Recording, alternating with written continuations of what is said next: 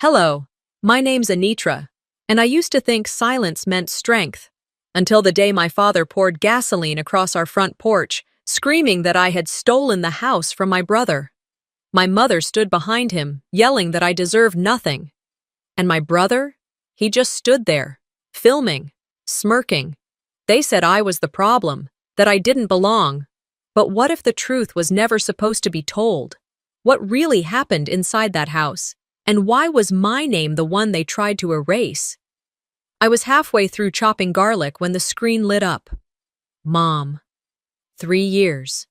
3 whole years, and not even a missed call, not a text, not a single happy birthday. But now, tonight, I stared at the name, letting the knife rest against the wooden board, heart pacing slow but heavy. I didn't answer right away. The kitchen light buzzed faintly above me, its hum oddly louder in the stillness of my one-bedroom apartment.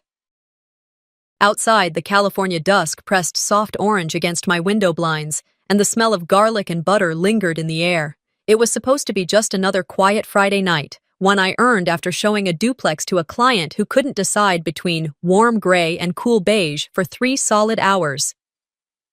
The phone buzzed again. "Hey, Anitra." Her voice floated through like she hadn't disappeared on me for years. "I was thinking, maybe you could come by for dinner tonight." I blinked. "Tonight?" "It's just dinner. Brantley's home. Your father's been quiet lately. I thought it'd be nice, just like old times." The way she said nice made my stomach twist. But I said yes. I told myself it was just garlic knots. I hadn't made them in a while, but it used to be Brantley's favorite. Something small, safe, something neutral to bring. I figured if things got weird, I could blame it on traffic and leave early. That was the agreement I made with myself. 2 hours, max. The drive to the house was familiar enough to hurt. Same cracked sidewalks, same tired mailboxes, and the same sagging chain-link fence with a half-painted private property sign. That fence had been broken since Brantley's bike bent it out of shape sophomore year, and no one had ever fixed it. The further I drove, the further I slipped into memories that smelled like burnt popcorn and lemon pledge. I parked at the curb. Brantley's car was already there, spotless and shiny under the street lamp. I noticed the ring light inside the front window, already glowing like a third eye. That made my chest go tight. I grabbed the Tupperware of garlic knots from the passenger seat, checked my reflection once, then knocked, not loudly, just enough. The door opened in less than a second. Velda stood there, holding a dish towel. She wore her company smile, the one she used on neighbors or church people. It didn't reach her eyes. "Anitra, you look, well." There was no hug, no warmth. And just that nod, the kind you give a stranger who seems vaguely familiar. I stepped inside. The hallway smelled like old candles and overboiled cabbage. Some things never changed. "Brantley's setting up for a stream," she said casually, leading me toward the kitchen. "You know how he is, always working." I didn't answer. I just set the garlic knots on the counter and smiled. Too wide, too rehearsed.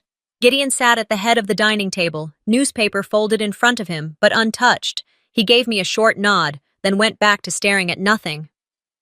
"Dinner's almost ready?" Velda chirped, already ladling soup into mismatched bowls. "We made that potato leek one you used to like." I couldn't help but notice there were only 4 bowls, not 5. The empty place that used to be mine was already filled, with a camera tripod. We sat, or rather, I did. Everyone else already had their seats. I slipped into my old chair like it might creak beneath the weight of what hadn't been said in years. "So," Velda started, "how's work? Still doing real estate?" I nodded. "Independent now. Contracts mostly." She smiled. Thin. "That's nice." Brantley finally looked up from adjusting his lighting. "Glad you came by. Felix and I were just talking about how this place finally feels like ours." I blinked. "Felix?" Velda laughed lightly. "Oh, that's just what Brantley calls the house sometimes. Felix the fixer. He's been helping so much around here. Honestly, we're just grateful for the help." I nodded slowly, trying not to overthink it, but something in the way Brantley said it didn't sit right. We had to make some things clearer, Velda added quickly, like brushing crumbs off a table. You know, legally, your father thought it'd be best. My spoon paused halfway to my mouth. What things? She stood, walked over to the side drawer, and pulled out a manila folder, handed it to me like it was a napkin. Inside was a copy of the property deed. I scanned it, heart dropping with every line. My name? Gone. Replaced with Brantley's, first and last, printed in ink, too new, too clean. I looked up, waiting for an explanation. But all I got was Velda smoothing her apron and saying, "We thought it'd be less complicated this way. You've been gone so long and Brantley's been here, helping, fixing, being part of things. So you just removed me?" "It's not personal," Gideon said, still not looking at me. "It's practical." Brantley chuckled. "It's just paperwork, Nitra. You weren't really coming back, were you?" I stood slowly. The garlic knots sat untouched. I suddenly hated how soft they looked. I excused myself and walked down the hall. There, still hanging crooked on the wall, was the family photo from 15 years ago, the one Mom made us take after church. Brantley stood in the center, front and proud. I was off to the side, eyes half closed, a shadow fading into the backdrop. And now that picture felt like a prophecy. I stared at it until the hallway blurred, until the lines between memory and now felt the same. I didn't cry. I didn't ask why. I just breathed in slowly and whispered to myself. I knew something was wrong the moment she said dinner. I just didn't know how wrong. She smiled when she handed me the soup. That soft, rehearsed smile that used to mean, "Company's over, don't embarrass me." I hadn't tasted her cooking in years, but nothing about the bowl in front of me tasted like memory. It was hot, bland, and forgettable. Just like this house had become. No one asked why I looked at the deed with my lips pressed tight. No one asked if I was okay. After dinner, Velda collected the plates, stacking them gently like this whole thing hadn't been a setup from the moment I pulled into the driveway. Gideon got up with the stiffness of a man used to giving orders, not explanations. He stepped into the hallway, returned moments later with a beige folder in hand, and placed it beside my glass like it was a dessert menu. Brantley hadn't touched his soup. Instead, he leaned back with his phone on the table, face down, but screen glowing faintly.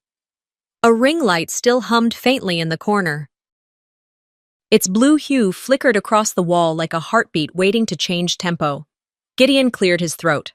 "Before you go, there's just one thing we'd like you to sign. Simple paperwork. It just helps clean up some of the transitions while we form the LLC around the house."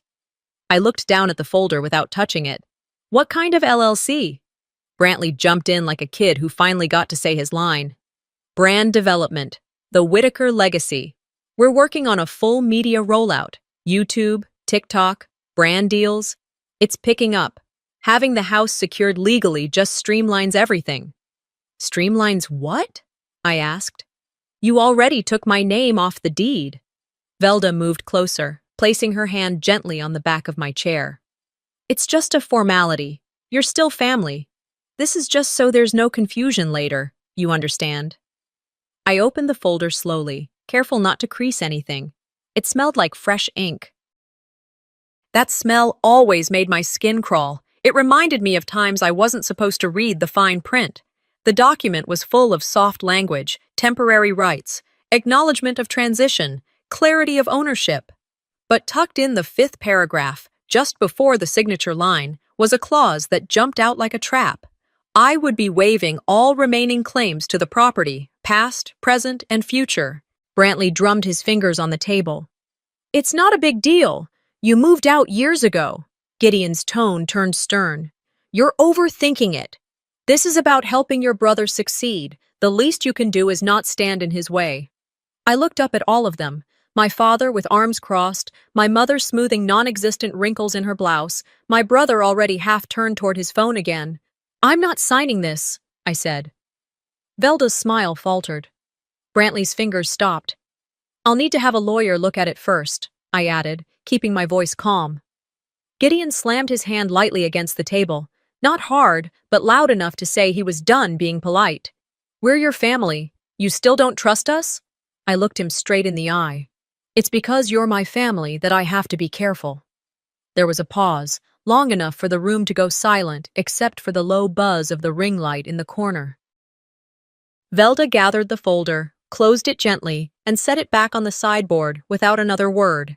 She didn't offer dessert. No one asked if I needed anything before leaving.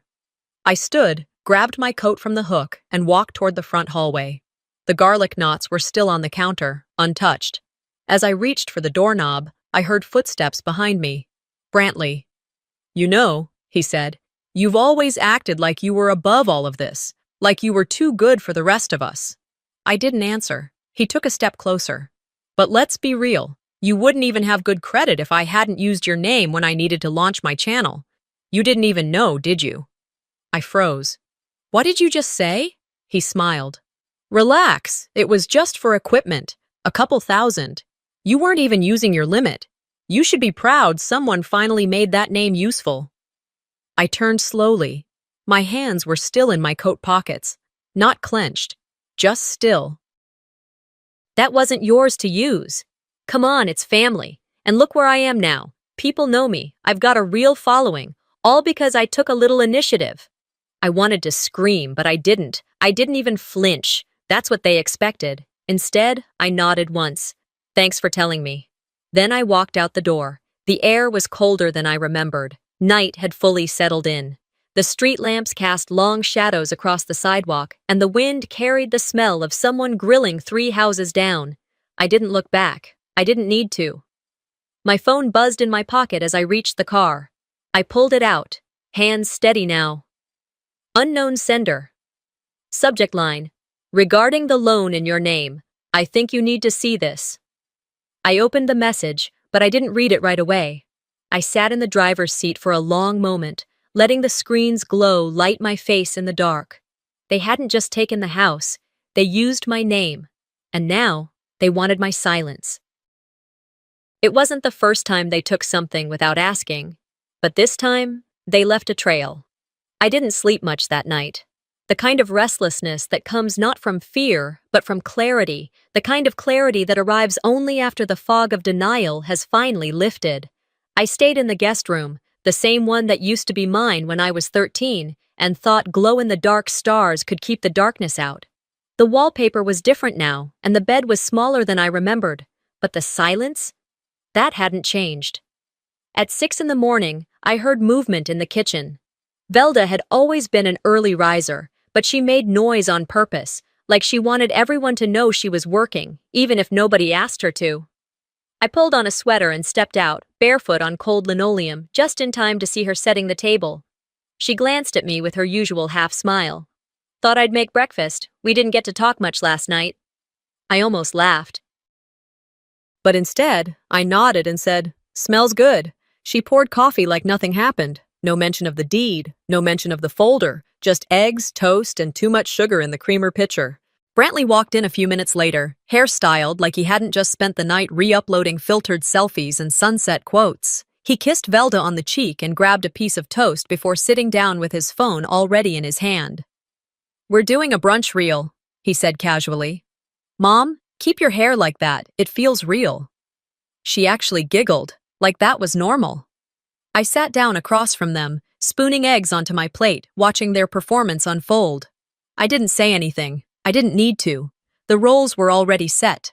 Brantley the golden boy, Velda the supportive matriarch, and me, the background noise they hoped would stay quiet. Velda glanced at me over her coffee. "I was thinking maybe we could take a photo later. Just a few of us. Nothing fancy." "Sure," I said, without asking who us meant. As I chewed on toast that tasted like cardboard, my mind drifted. It always did when I was stuck in that house too long. 6 years ago, I had just landed my first big commission, $12,000 after taxes. I was so proud I cried in the car. I'd planned to open a savings account, maybe start on a down payment for a tiny place of my own. That same week, Velda cornered me in the hallway. She held a manila envelope, said she'd been thinking about the roof, how it needed repair, how hard it was to manage bills with Gideon's back pain acting up. "We're family," she said. "Let me hold on to the money for now. We'll put it toward the house. You'll always have a place here." I wanted to believe her. I needed to. So I handed it over. The roof never got fixed. I waited 3 months before I asked about the money. Her response? Why are you keeping tabs, Anitra? That's not how family works. She made it sound like I had betrayed her, like asking about my own savings was an insult to the system they'd created without me. Back in the present, Velda was cutting strawberries with a knife that looked too clean to be hers. Brantley had already positioned his phone across from the table, angling for a wide shot. The ring light was back, now clipped onto a cabinet handle. It pulsed faintly. "Let's get a shot before the food gets cold," Brantley said. I stood without being asked. It was a reflex at that point. Velda reached for the phone. "Here, baby, I'll take it. Just the 3 of us." She meant her, Brantley, and Gideon, who'd just walked in from the garage, wiping grease off his hands like he'd been building something meaningful instead of hiding from the truth. I stood off to the side, not exactly out of frame, but not included either. They smiled. Brantley leaned in, teeth bright. Velda tilted her head. Gideon half grinned, like someone forced to sit for a DMV photo. The camera clicked. Brantley checked the screen. Perfect. I sat back down and finished my coffee. No one said anything else. No invitation to join. No redo. Later that evening, back in the guest room, I opened Instagram. Brantley had already posted the photo. Caption: family, whole and strong. There was a soft filter, a few sparkles added for aesthetic, but what stood out most was the frame, or rather, the lack of one. I had been cropped out. My shoulder was barely visible, a blur of beige sweater near the edge of the picture. They didn't even ask me to step out. They simply removed me afterward, like a stain on an old tablecloth. I stared at the screen until my vision blurred, then tapped delete without hesitation. They always wanted a picture-perfect family. They just never wanted me in the frame. A few minutes later, another email came in, same sender as before. Subject: you should see the real deed. Ask your grandfather. He never changed it. I didn't respond. Not yet. But something inside me moved. Something old, something quiet. It didn't feel like hope. Not exactly. It felt like proof. They erased me from a photo. But they forgot. Some things were signed in ink. By mid-morning, the sky over Modesto was already bleached with sun, and the house had fallen into that strange weekend rhythm. No real plans, no real words, just a kind of artificial peace. Velda had retreated into the laundry room, humming some half-forgotten church tune, and Gideon was in the garage, banging metal like it owed him something. Brantley, unsurprisingly, was back in the living room, arranging his mini studio setup like he was preparing to film a political broadcast instead of another glossy reel about overcoming generational dysfunction. I could hear his voice before I saw him, testing tone, cadence, trying out phrasing like an actor feeling out his mark. "This is what rebuilding looks like," he said to the phone propped up on a ring light stand. "When a family finally chooses to put the past aside and invest in a future led by someone who actually shows up." I stepped into the hallway quietly. He hadn't noticed me yet. Velda hovered off camera, brushing her hair behind her ear, wearing a soft pink blouse she never wore unless she was about to be seen. She looked proud, the kind of pride that turns a blind eye when it benefits her. I stood just out of frame, arms crossed, watching the show unfold. "It wasn't easy," Brantley continued. "But the truth is, every family has that one member who leaves, who disappears when things get hard. And sometimes when they come back, they expect things to be the same, but growth doesn't wait." The comment section on his screen flickered with heart emojis and affirmations. I didn't know these people, but I knew their type. Strangers who'd swallow a good lighting setup, and a sad backstory faster than they'd question a single fact. He turned slightly, clearly savoring the momentum. "We made the decision to pass this house on to someone who's building something. Someone who didn't abandon the legacy." I stepped forward then, not into the frame, but just close enough that he noticed. His eyes flicked toward me, but he didn't stop the stream. Velda's smile grew tighter. I didn't speak yet. Instead, I sat on the arm of the couch, deliberately out of the shot, and folded my hands in my lap. Brantley paused like he was recalibrating, then said, And while it's tempting to dwell on the past, we're focused on the future. A house is more than a building. It's a story, and I'm honored to carry that story forward. That was it, I snapped. Strong enough to save your credit, I said, voice calm but unmistakable. Strong enough to pay for the new roof you never fixed, but not enough to be called family? His mouth hung open, the way it did when the script broke and no one was feeding him the next line. Velda's hand shot out toward the phone, fumbling for the screen.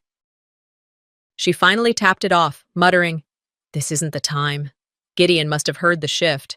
He walked in, wiping his hands with an old rag. His face was red, whether from the heat or the noise. I didn't care. "That's enough out of you," he said. "No," I replied, standing slowly. "Not yet." I left the room without waiting for anyone to follow.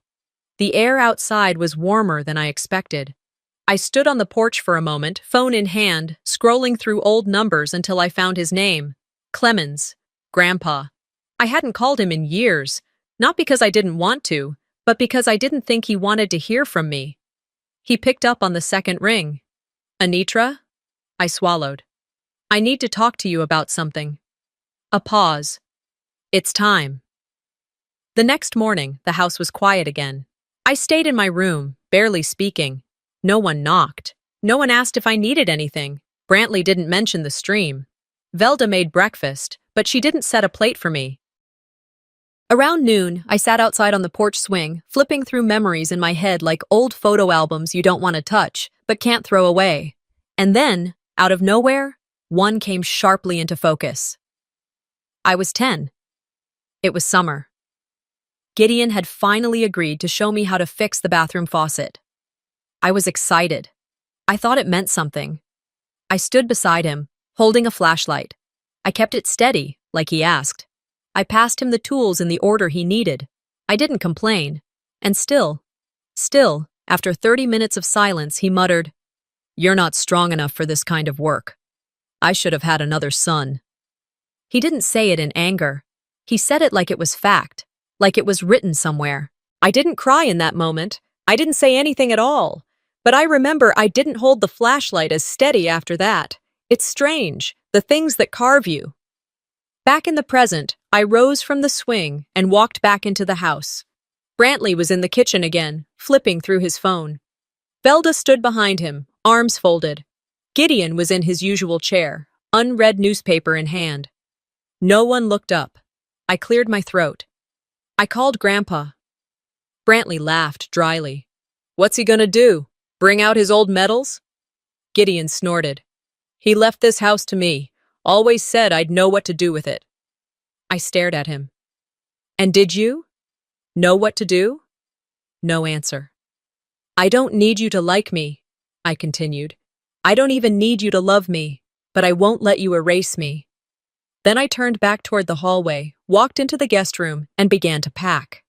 Outside, in the far distance, I heard the soft thrum of an engine. I told them to stop. I told them what would happen if they pushed further. They didn't listen. The call with Grandpa Clemens was brief. He didn't ask for every detail. He didn't need to. All he said was, "I'll be in town tomorrow. Don't sign anything, and don't leave the house." I said okay, hung up, and stood there in the driveway watching the sun dip behind the neighbors' rooftops like it was hiding from what was coming. When I walked back inside, the house had already shifted, not physically, but atmospherically. Something about the way the air felt, a stillness before the strike. Dinner was quiet, not silent, just loaded. Brantley chewed louder than usual, intentionally, like his food was more important than any conversation that might start. Velda served roast chicken like she hadn't excluded me from a family photo earlier, and Gideon sat at the head of the table with his usual stare, the kind that always felt like a judgment, even when he hadn't spoken yet. It didn't take long. "We need to talk about your attitude," Gideon said, setting down his fork with precision. "You've been walking around this house like you're owed something." Brantley jumped in without missing a beat. "And people are talking, saying you're trying to sneak the house back under your name." I stared at him. "What people?" "Let's not pretend this is coming out of nowhere," Velda added, not even looking up from her plate. "You disappear for years, and now you're suddenly interested in paperwork. Curious timing. I didn't flinch. Curious that none of you ever called while I was gone, but now that I show up, you all suddenly care what I'm doing. Brantley rolled his eyes. You're digging around county records, Anitra. That's not curious, that's suspicious. Before I could respond, Gideon pulled out a folded piece of paper from his shirt pocket and slapped it onto the table. The motion wasn't violent, but loud enough to cut the air. We saw your name in the public record inquiries.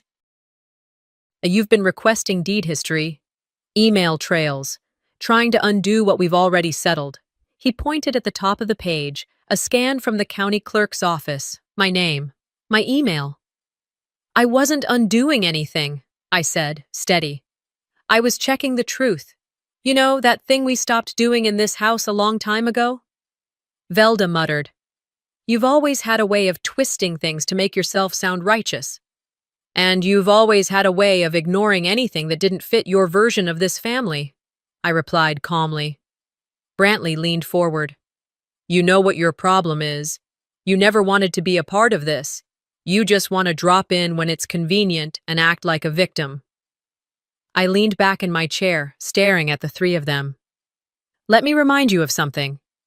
They looked at me, annoyed, not nervous. 4 years ago, when you all were this close to losing this house, you didn't ask Brantley to help. You didn't go to the bank. You called me. No one spoke. I could see Velda's fingers stiffen around her knife. I wired the money the same day. Took it from my savings without hesitation. I didn't even ask for a receipt. Brantley's face darkened. That's ancient history. Oh, I remember, I continued. Because when the foreclosure notice was pulled and you kept the house, Velda went around telling neighbors Brantley had figured something out, that he saved the house. Meanwhile, I was making minimum payments on my own rent, covering for a family that didn't even want to say my name. Velda set her fork down slowly. You did that out of choice. No, I said sharply. I did it because I was raised to believe that if I didn't, I wasn't a real part of this family, that somehow being useful was the only way I'd be allowed to belong. Brantley scoffed. You always act like we owe you something. You don't owe me, I said. But you don't get to rewrite the story either. I stood from the table. The silence that followed was thick and uneven. I knew the next line would be some variation of sit down or don't walk away. But this time, they didn't even try. This is your last chance, I said, voice even, to step back before you lose everything. Gideon chuckled. What can you even do? Drag us into court. You don't have the stomach for that. Brantley smirked. You can't out-family us, Anitra. You're not the golden child. I met his eyes. I don't need to be. I just need to tell the truth. Then I turned and walked upstairs. My old room felt smaller now, but it was quiet, and it was mine for the moment. I began folding my clothes, not packing to leave, but to be ready for whatever happened next. As I zipped the suitcase, I heard footsteps in the hallway. Velda's voice came through the crack in the door, low and pointed.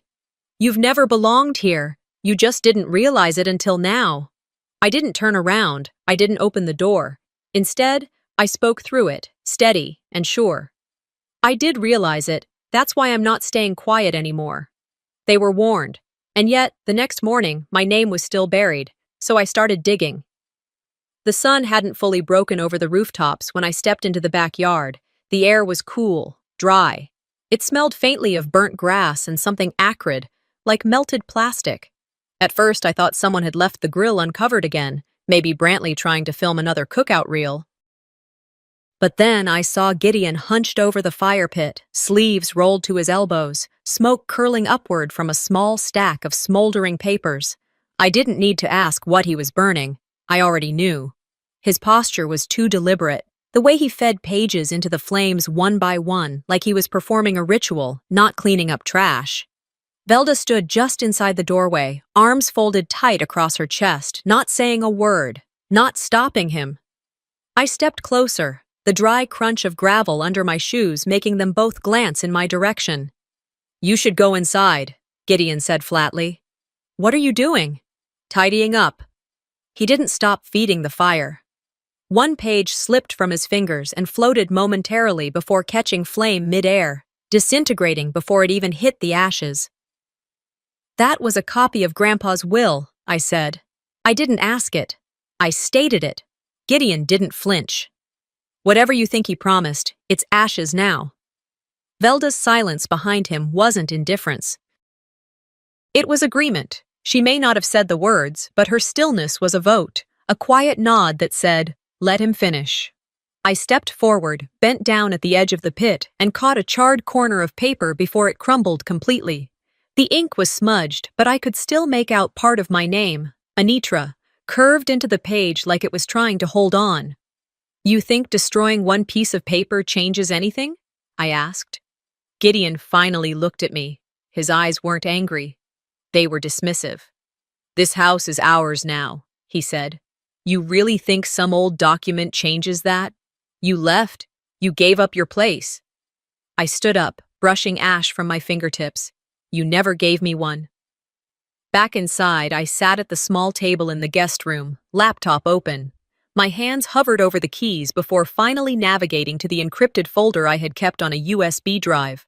I named the folder Clemens Will Originals, the same day Grandpa gave me the scanned documents in person. He'd pulled them from a locked box, handed them to me with that same measured calm he used when he taught me how to drive. "Just in case," he'd said. I opened the file, the date, the signature, the notarization, all intact, untouched. They burned the wrong copy. As the files loaded, my mind drifted back, further than the will. Back to the moment I started fading in their eyes. Sophomore year. I had just landed a full academic scholarship to UC Davis. It wasn't a fancy school, but it was mine. I had picked my classes, even made friends in the dorm chat. Then Brantley dropped out of community college, claimed he was pivoting into digital media, whatever that meant back then. Velda sat me down 2 days later. "We need help at home," she'd said. "Your brother's trying to figure himself out, and your father's back has been acting up again." I said I could juggle both, stay enrolled, commute. I offered options, but she started crying, the kind of tears you don't challenge, just quiet, slow, guilt-wrapped sobs. She called me the responsible one, told me it was only temporary, so I withdrew. I stayed home. By the time I tried to reapply, my scholarship had expired. Brantley had a new ring light, a camera, and a half-finished podcast studio in the garage. He called it his hustle. Velda called it his purpose. No one called it what it really was, theft. Back in the present, I finished compiling the files. I encrypted them again, this time attaching them to an email titled "For Review, Property Dispute." I addressed it to a paralegal I'd worked with years ago on a zoning case. Her name was Margot. She was good, quiet, but brutal when she needed to be. I hit send. Then I closed the laptop, stood up, and walked into the living room. All 3 of them were there. Brantley on the couch scrolling his phone, Velda in her recliner pretending to read, Gideon by the window with a mug he never drank from. They looked up, but no one said anything. "Try to delete me again," I said, voice even. "Next time, I erase you legally." Brantley laughed. "You're bluffing." Velda frowned. "Anitra, this isn't the way." "I'm not asking," I interrupted. Gideon stepped forward. "You want to take this to court?" "I'm ready." He paused. "You don't want to fight. You've already started one." I turned and left the room, letting the silence chase me up the stairs. That night, I didn't pack. I didn't run. I just waited. They weren't just trying to bury my name. They were preparing to bury the truth. It was just after 10 a.m. when I walked back into the kitchen. The smell of burnt paper still clung faintly to my clothes, and the memory of Gideon standing over the fire pit, smirking while the edges of that will curled into smoke, hadn't faded. But something inside me had shifted. The line between surviving and confronting had finally cracked, and I wasn't the one shaking anymore. I opened my laptop on the counter and pulled up the encrypted folder again. A few keystrokes, and the documents lit up the screen like proof that wouldn't burn. I drafted the email quickly, attached the originals, and addressed it to Margot, the paralegal I trusted. Then I hovered over the send button for only a second. Click. When I turned around, the house was silent. Brantley had gone live barely 24 hours ago, pushing his rehearsed narrative to thousands of followers. Velda was probably somewhere rewriting the family story for her circle at church. But me? I had proof now, and the first move belonged to me. I stepped into the living room where all three of them were gathered, Gideon with his coffee, Velda rearranging throw pillows like that ever fixed anything, and Brantley scrolling his feed like it held the answers. "I've submitted the originals," I said, my voice even. "If anyone tampers with this house again, it becomes a court issue." Gideon lowered his cup slowly. "You're threatening us?" "No," I replied. "I'm telling you, we're past threats." Brantley stood. "You think your little folder changes anything? You think paperwork beats blood?" Velda finally spoke, softly but sharp. "After everything we've done for you, this is what we get?" I didn't respond. I didn't need to. That was when the energy shifted. I saw it first in Gideon's jaw, the way it clenched, then in the way he stood, slow, deliberate, like something boiling had finally reached the surface. He stormed past me without another word, out through the garage door. The hinges creaked, then slammed. For a moment, everything was still. Then I heard it, the scrape of metal, the clatter of something dragged. And seconds later, his voice. "You stole this house from Brantley!" I rushed to the porch just in time to see him swinging a red gasoline canister from the shelf by the tool bench. He tore off the cap, then sloshed the liquid across the wooden planks like it was just another Saturday chore. Brantley followed, phone in hand. Already filming. Velda trailed behind them both, shouting over the wind. "She's nothing, you hear me? Nothing!" I froze. The gasoline soaked into the porch steps with an almost greedy speed, pooling near the threshold. It reeked, sharp, dizzying, unmistakable. My foot stopped inches from it. Any closer and I'd be standing in it. I didn't yell. I didn't plead. Brantley's phone caught every second. I watched the screen flicker back my image, me, still, watching it all unfold. Behind his camera, he grinned. "This is going to break the internet," he muttered. The rage in Gideon's voice had shifted to something more desperate now. "You think you can waltz back in and take what we built? This house was never yours."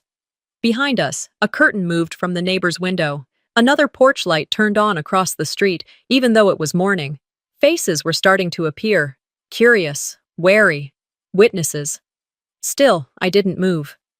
My hands trembled, but I stood rooted, eyes locked on Brantley's camera lens. And then I spoke. Just one sentence. "Let the world see who you are." I didn't say it loud. I didn't need to. The quiet in my voice made it land harder than any scream. Brantley's smile faltered.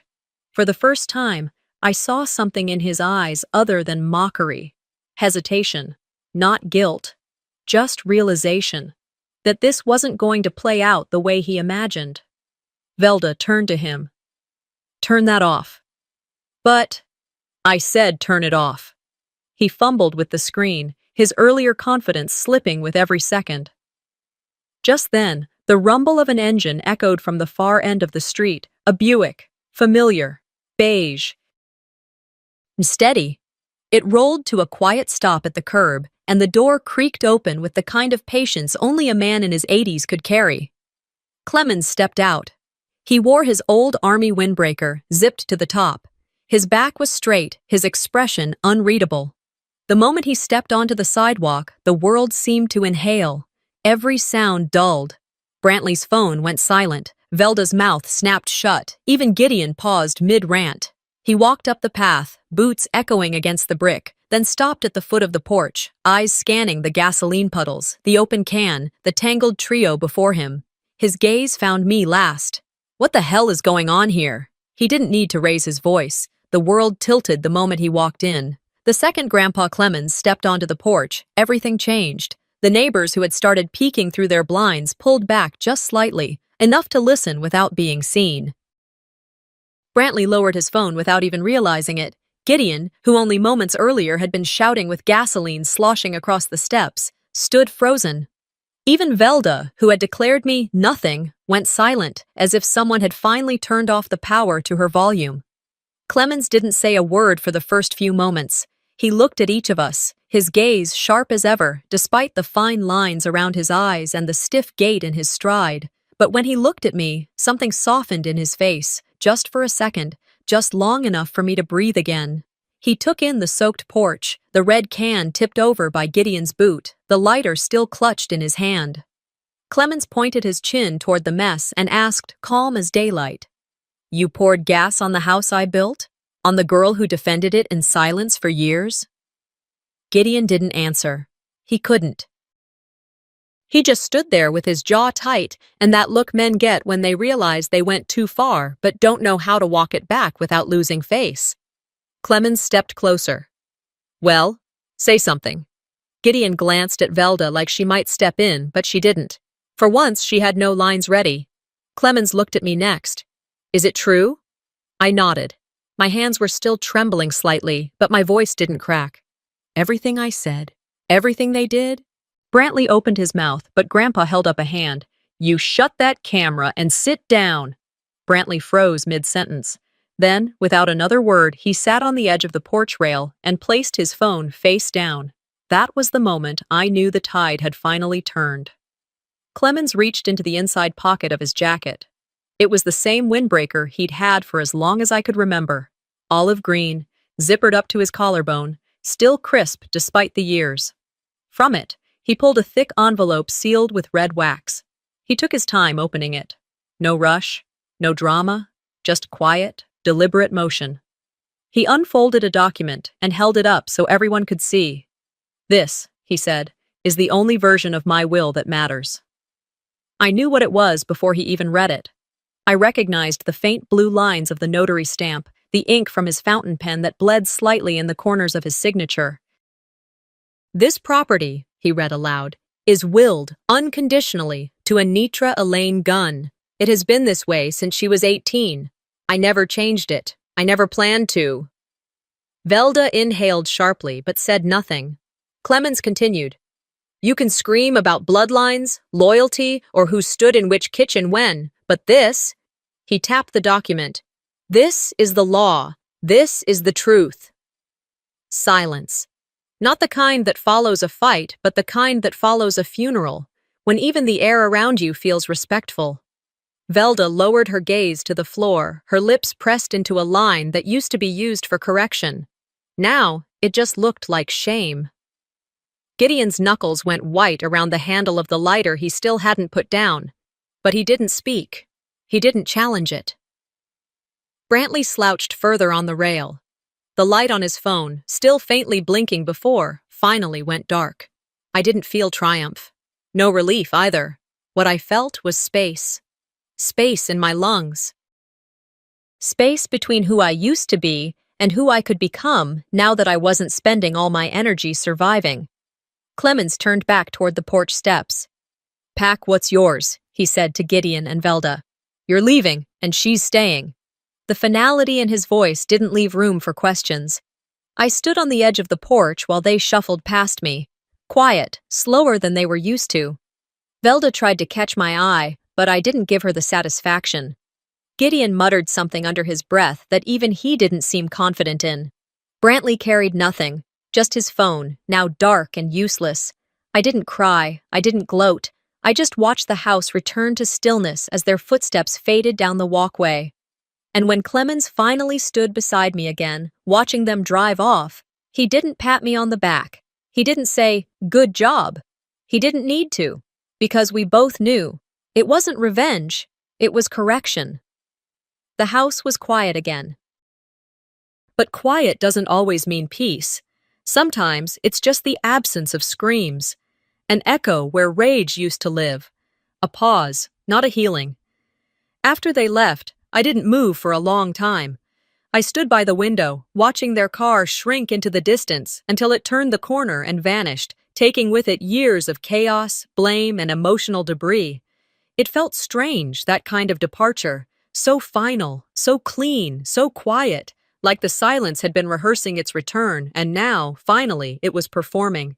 The air inside settled quickly, unnervingly so, as if the walls themselves had been holding their breath for months and had only now begun to exhale.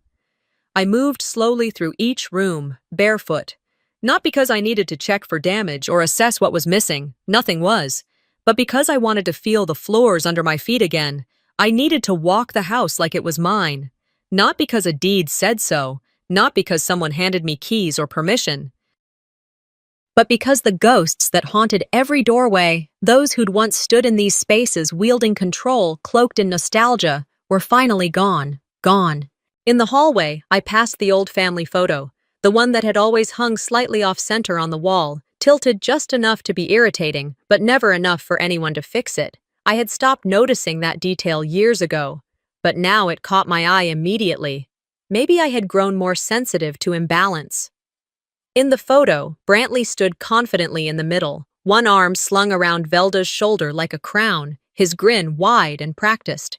I was there too, tucked slightly behind them, smiling politely, but blurred and a bit out of focus, like I had already been edited out, even then, like I was never meant to take up space. I pulled the frame from the wall and turned it over in my hands, slowly. "You always wanted the center," I whispered. "I just wanted a place." The sun had started to rise, sending thin beams of amber light through the slats in the blinds. I walked to the front porch. The boards were dry, clean. Someone had washed away the gasoline stains. I hadn't even noticed them do it. Probably Grandpa. That was how he operated. Quietly, thoroughly, without demand for acknowledgement. His kind of justice didn't need applause. It just got the job done. I sat on the porch bench and pulled a small envelope from my coat pocket. It was already worn at the corners, the paper soft from how many times I'd folded and unfolded it through the night. Inside was a photo I'd tucked inside a book spine years ago, one of the few I had never burned. I was maybe 7, hugging Gideon from behind, my small arms wrapped around his waist, my face hidden in the fabric of his shirt. His hand rested lightly over mine. It had been a rare good day, a county fair. I'd won a cheap stuffed bear at a rigged game booth, and he had let me eat a second funnel cake just because I asked. The photo wasn't proof of some perfect relationship, but it was evidence of a moment when things were okay, when I had felt safe. I slipped the envelope onto the bench beside me. If they ever came back, if they ever dared return, I wanted them to see it, not as an olive branch, but as a mirror. Inside the envelope was a note, handwritten, short. "You taught me silence. I used it to survive, but I will not use it to disappear anymore." I stood, walked inside, and I closed the door behind me. I didn't slam it. There was no performance in the motion, no finality laced with bitterness. I just closed it. In the kitchen, the kettle let out a soft whistle. Grandpa was already there, seated at the table, his posture relaxed, like he'd been waiting without worry. 2 mugs sat between us, one in front of him, one clearly meant for me. Without a word, he slid a 3rd mug into the center of the table. Empty. I sat down, wrapping my hands around the warm ceramic. The tea was dark, unsweetened, strong the way Grandpa liked it. It tasted like reality, sharp but clean. He didn't ask what I had written in the letter. He didn't ask about the photo or the envelope. He didn't need to. Some people understand without needing to be walked through the history. Outside, the birds had returned. I heard them through the open screen door, chirping, rustling, layering the morning air with the kind of softness you miss when you've been trained to listen for slammed doors or voices raised from behind thin walls. News travels fast in towns like this. That afternoon, a neighbor stopped by. She didn't ask questions. She didn't linger.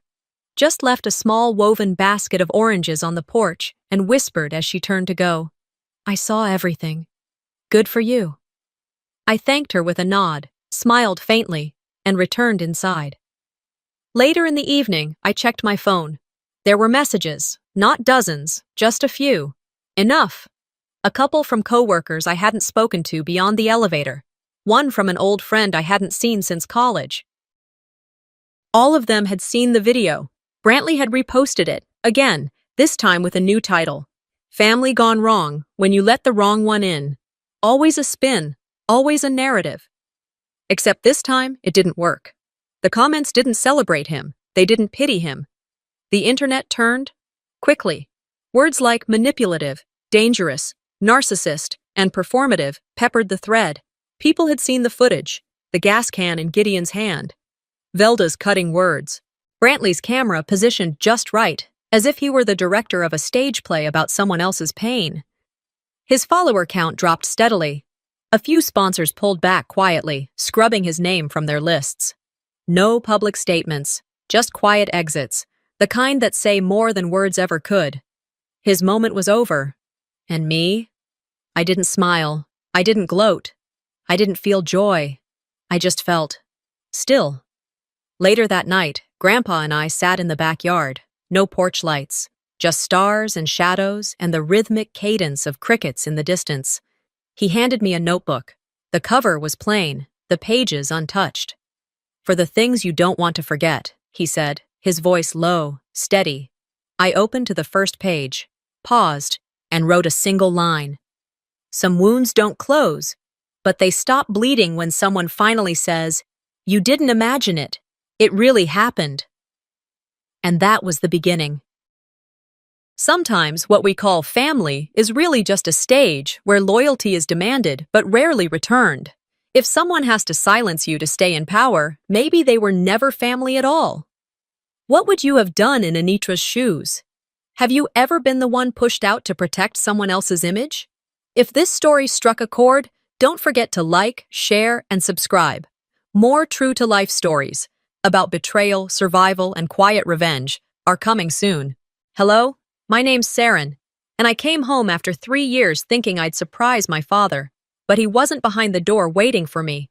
He was curled up on the porch, shivering, locked out of the very house he built. Inside, my family was laughing, passing rolls, pouring wine, pretending nothing was wrong. They told everyone I abandoned him. But what if they were the ones who did? What if they erased me from our home, siphoned his money, rewrote the story? And what if I let it happen for too long? Would you want to know what I found when I opened that door? The bus ride into Ashburn was quiet. Too quiet, if I'm being honest. Just the low hum of the engine, the occasional cough from the older man 2 rows back, and the same Virginia pine trees I remembered as a kid flickering past the foggy window. I hadn't been back in 3 years. That town had once been the safest place I knew. It wasn't anymore. I stepped off the Greyhound with 1 duffel bag and a folder of documents I hadn't yet decided what to do with. My boots touched the cracked sidewalk on Maple Lane like I was stepping into a memory I wasn't sure I wanted to revisit. Leaves crunched underfoot, and the air smelled of chimney smoke and damp soil. Ashburn was unchanged, and yet completely different. As I walked down the block toward our old house, the red-roofed Cape Cod I grew up in, something twisted in my stomach. It was late. The sun had dipped below the trees. The kind of chilly dusk that made you walk a little faster just to get somewhere warm. When the house finally came into view, I slowed. The porch light was on. For a second, I smiled. Maybe this would go better than I thought. Maybe he left the light on for me. But then I saw the shape curled up near the steps. At first, I thought it was a bag. Or maybe a neighbor's dog. But it wasn't. It was my father. He was huddled beneath a thin, tan blanket, his head tilted against the siding like he'd been waiting, then just gave up.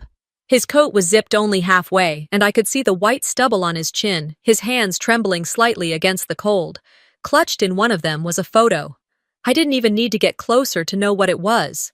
It was me. That photo was taken the summer before I left. The last good summer. I was in a blue dress, holding a lemonade, smiling at something off camera. It was the kind of photo you didn't frame for display, just slipped into a book or drawer to keep close. But he had it in his hand, out here, in the cold. "Dad?" I whispered. He blinked, slow.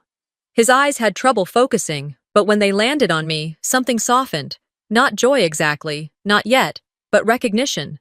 And that alone nearly dropped me to my knees. "Saren," he said. His voice was rough, barely there. "You came home." "I did," I said, kneeling next to him. "Why are you out here?" He didn't answer right away. Just looked toward the door behind him, the same door I used to run through after school, the one that smelled like cinnamon and floor wax. Now it was shut tight, the porch light above it buzzing faintly. I stood and knocked. No one answered. From inside, I heard music, laughter, There was a gathering going on. A family dinner, by the sound of it. I knocked again, louder this time. Still nothing. "Who's home?" I asked, trying to keep my voice steady. He hesitated.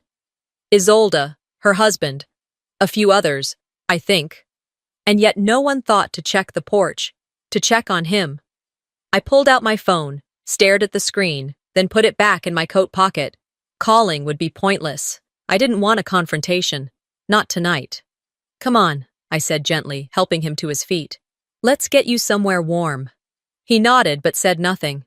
I wrapped his arm around my shoulder, guiding him down the steps slowly. His knees buckled a little, and I had to pause twice before we reached the sidewalk. The diner down the road was still open, Ashburn's only 24-hour spot. We made it there in about 15 minutes, though it felt like 50.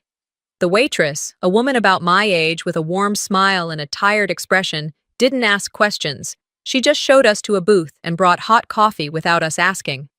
Walter drank his in silence, cupping the mug like it was made of gold. "I wasn't expecting," he began, but the words got stuck somewhere in his throat. "I know," I said softly. "I didn't call ahead. I just needed to come home." The word home landed like a stone. He nodded again, but this time slower. I could see the fatigue in his eyes. Not just physical exhaustion, but something deeper. The kind of weariness that doesn't come from walking too far. It comes from being ignored too long. "You look healthy," he said after a while. "Stronger. I've had to be." He looked down at the photo again. The corners were torn, the middle slightly wrinkled. "She told me you didn't want to be part of the family anymore," he said, almost as if talking to the table. "That you moved on, that you asked not to be contacted." I didn't respond right away. What could I say? The lie had already been planted and watered for years. "She lied," I finally said. "But I guess you figured that out by now." He didn't answer. He didn't need to. The silence between us wasn't empty. It was thick with things left unsaid, but not for long. "I didn't walk away, Dad," I whispered. "I was pushed, but I'm not running anymore." He met my eyes then, and for the first time in years, I saw him. Really saw him. The man who used to walk me to school when I was too scared to go alone. The one who built me a dollhouse when we couldn't afford real gifts. He was still in there. Buried, but not gone. I didn't know exactly what I was going to do next, but I knew this much. That house still belonged to my father. And the people inside? They'd forgotten that. But I hadn't. My father didn't say much as he dipped his spoon into the clam chowder, his hands still trembling slightly, though less now than when I found him. The steam from the bowl curled toward his face, warming the space between us in that little booth by the window. Outside, Ashburn had gone dark. A few street lamps buzzed faintly, and cars rolled by every so often, headlights flashing across the window like slow-motion lightning. I hadn't eaten much, just pushed pieces of cornbread around my plate with the dull side of a butter knife. My mind was too loud for hunger, too full of images I wasn't ready to deal with yet. He finally broke the silence. "Did you notice? The pictures? They're gone." I looked up. "Pictures?" He nodded slowly. "Yours? There's nothing of you in the house anymore." For a few seconds, I just stared at him. Not because I didn't believe it, but because I already knew. Somewhere inside, I'd felt it before he even said it, like the house had been purged of me while I was gone, erased like an old chalkboard no one bothered to rewrite on. "They took down your painting from the hallway," he continued, voice thin. "That one you did in high school, the one with the lake and the orange trees, used to say it made the place feel alive." I remembered that painting. I painted it when I was 16 and scared of being average. That piece hung in our hallway for over a decade, and now it was just gone. "What happened to it?" I asked. He stirred his soup. "She said it didn't match the new color scheme." Of course she did. I didn't have to ask who she was. Isolde always knew how to reframe something ugly into a matter of aesthetics. When she couldn't argue with emotion, she made it about style. Control cloaked in taste. She also moved your high school medal box to the attic, he added. Said the shelf was needed for more relevant memories. Relevant. That word stuck to the roof of my mouth like bad peanut butter. What about the Christmas ornament I made in 3rd grade? I asked, half joking. He smiled faintly. Last I saw it, it was in a bag marked miscellaneous. I leaned back against the booth cushion. The waitress passed by, refilling my water with a polite nod. She must have felt the tension too. How quiet we were for two people supposedly reunited. My voice dropped. Did she tell you I didn't want to be contacted? He paused. Not because he didn't know the answer, but because he knew it too well. She told me you were overwhelmed, he said carefully, that you needed space, that you moved on. I closed my eyes briefly, not to cry, but to keep the rage inside from boiling over. I called Dad, I said, more firmly than I intended. I sent letters, emails. After I left, I tried, for months. No one replied. My number was blocked. My letters came back with return to sender in handwriting I'd recognize anywhere. He looked at me then, and something shifted in his eyes. Not doubt, just grief, regret. You thought I abandoned you, I said flatly. He didn't argue. You thought I didn't care enough to come back, to call, to write. His fingers tightened around the spoon. I didn't want to believe that. But over time, it started making sense, the way she said it. Of course it did, I muttered. She said it enough times you started hearing it in your own voice. He didn't respond. He didn't have to. The silence confirmed everything. Thanksgiving 2 years ago flashed through my mind. I'd spent it in a motel room outside Raleigh, eating gas station turkey slices and wondering if they even remembered I existed. I didn't get a single message, not even a group text. I thought maybe Dad lost his phone. Turns out he'd been told I wanted to be left alone, that I didn't care, that I was done. But I wasn't. I'd just been erased. It was a quiet kind of violence, really, not the kind that left bruises, the kind that made people vanish without ever walking away. He took a slow sip of water, then set the glass down with care. I'm sorry, he whispered. I didn't know. I nodded. I could have said a lot right then. I could have told him he should have questioned things more, that he knew me better than that. But what would that solve? So instead, I just said, I'm here now. And that seemed to be enough, for the moment. After dinner, we walked slowly back toward the edge of town.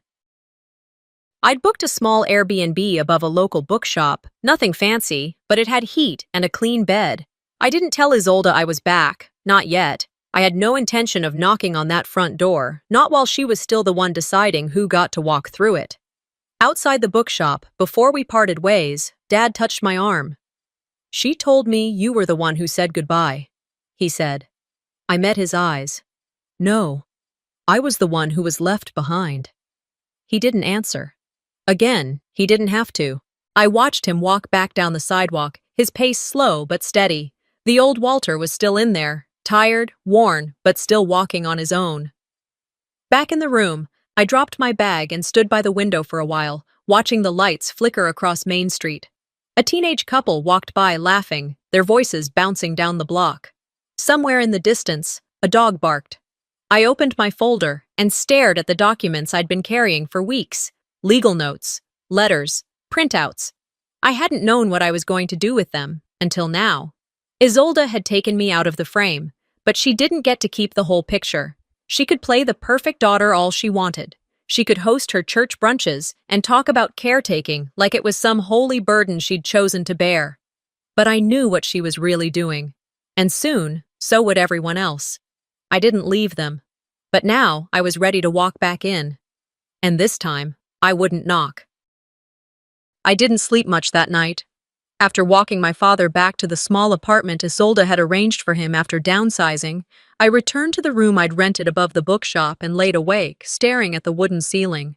Every breath I took felt heavy, as if the truth I'd barely started uncovering had weight of its own. By the time the first light of day crept through the window blinds, I had already showered, dressed, and poured myself a cup of stale coffee from the old percolator on the counter. I didn't bother trying to look well rested. No one in that house would care. The sun was slow to rise over Ashburn, filtered through the thin mist that clung to the sidewalks like a secret no one wanted to talk about.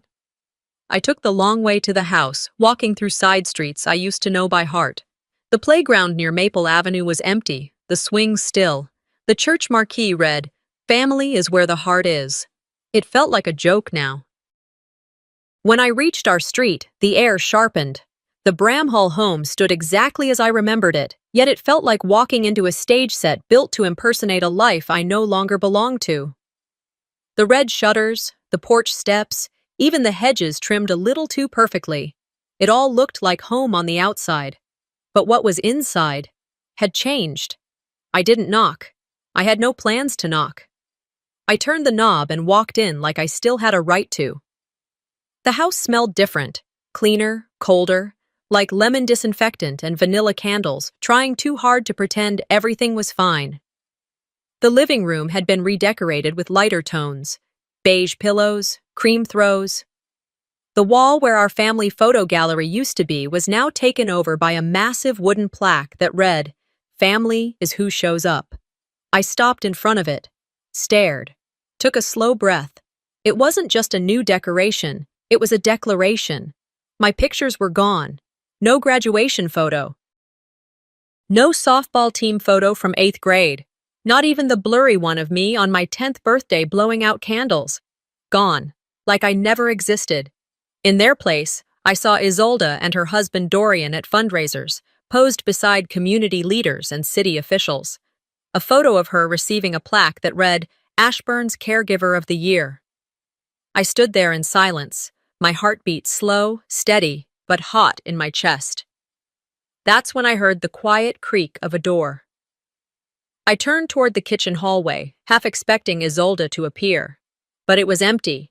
Whoever had been watching me had disappeared behind a closed door. I walked toward the front entrance to leave. I needed air, space, something that didn't smell like lemon spray and lies. As I reached for the handle, I heard a voice call softly from the other side of the fence. "Seren?" I turned and saw Mildred Koenig, our neighbor from across the street. She looked the same as ever, sensible coat, short gray curls, the same sharp eyes that missed nothing. "Mildred," I said, forcing a smile. She stepped closer to the gate, hesitating before she spoke. "I didn't know you were back." "Neither did anyone else," I said quietly. "I didn't exactly send a postcard." She studied me for a moment, her face softening. "I was going to the mailbox and, well, I have something. I think it belongs to you." I met her halfway across the lawn. Her gloved hands fumbled in her coat pocket before pulling out a small, slightly crumpled envelope. My name was written in my father's handwriting, familiar and uneven. The ink faded. "He gave it to me 3 years ago," she said gently. "Asked me to mail it. I forgot. And when things got complicated, I didn't know if it would help or hurt." I stared at the envelope. 3 years. It had been here the entire time. "Why now?" I asked, not accusing, just tired. "Because you deserve to read it," she said. And because I should have done the right thing sooner." I thanked her and tucked the letter into my coat. She left with a nod, quiet and purposeful, disappearing behind her own door. I stood on the porch for a few more moments before sitting on the steps and opening the envelope. The paper inside was thin, lined. My father's pen strokes were shaky, but legible. "Seren, if you're reading this, I probably didn't get the timing right. But I want you to know, I didn't stop loving you. I still see you in every sunrise. Don't believe the silence. It was never yours." I read it twice, 3 times. I had never cried for being forgotten. But now, I cried for being remembered. Folding the letter back carefully, I tucked it into my bag. I had barely stood up when I heard Mildred again. She'd come back out, walking across the lawn with more purpose this time. "There's something else," she said, quieter now. "About your calls." I met her eyes, feeling my throat tighten again. She glanced around, even though no one was near.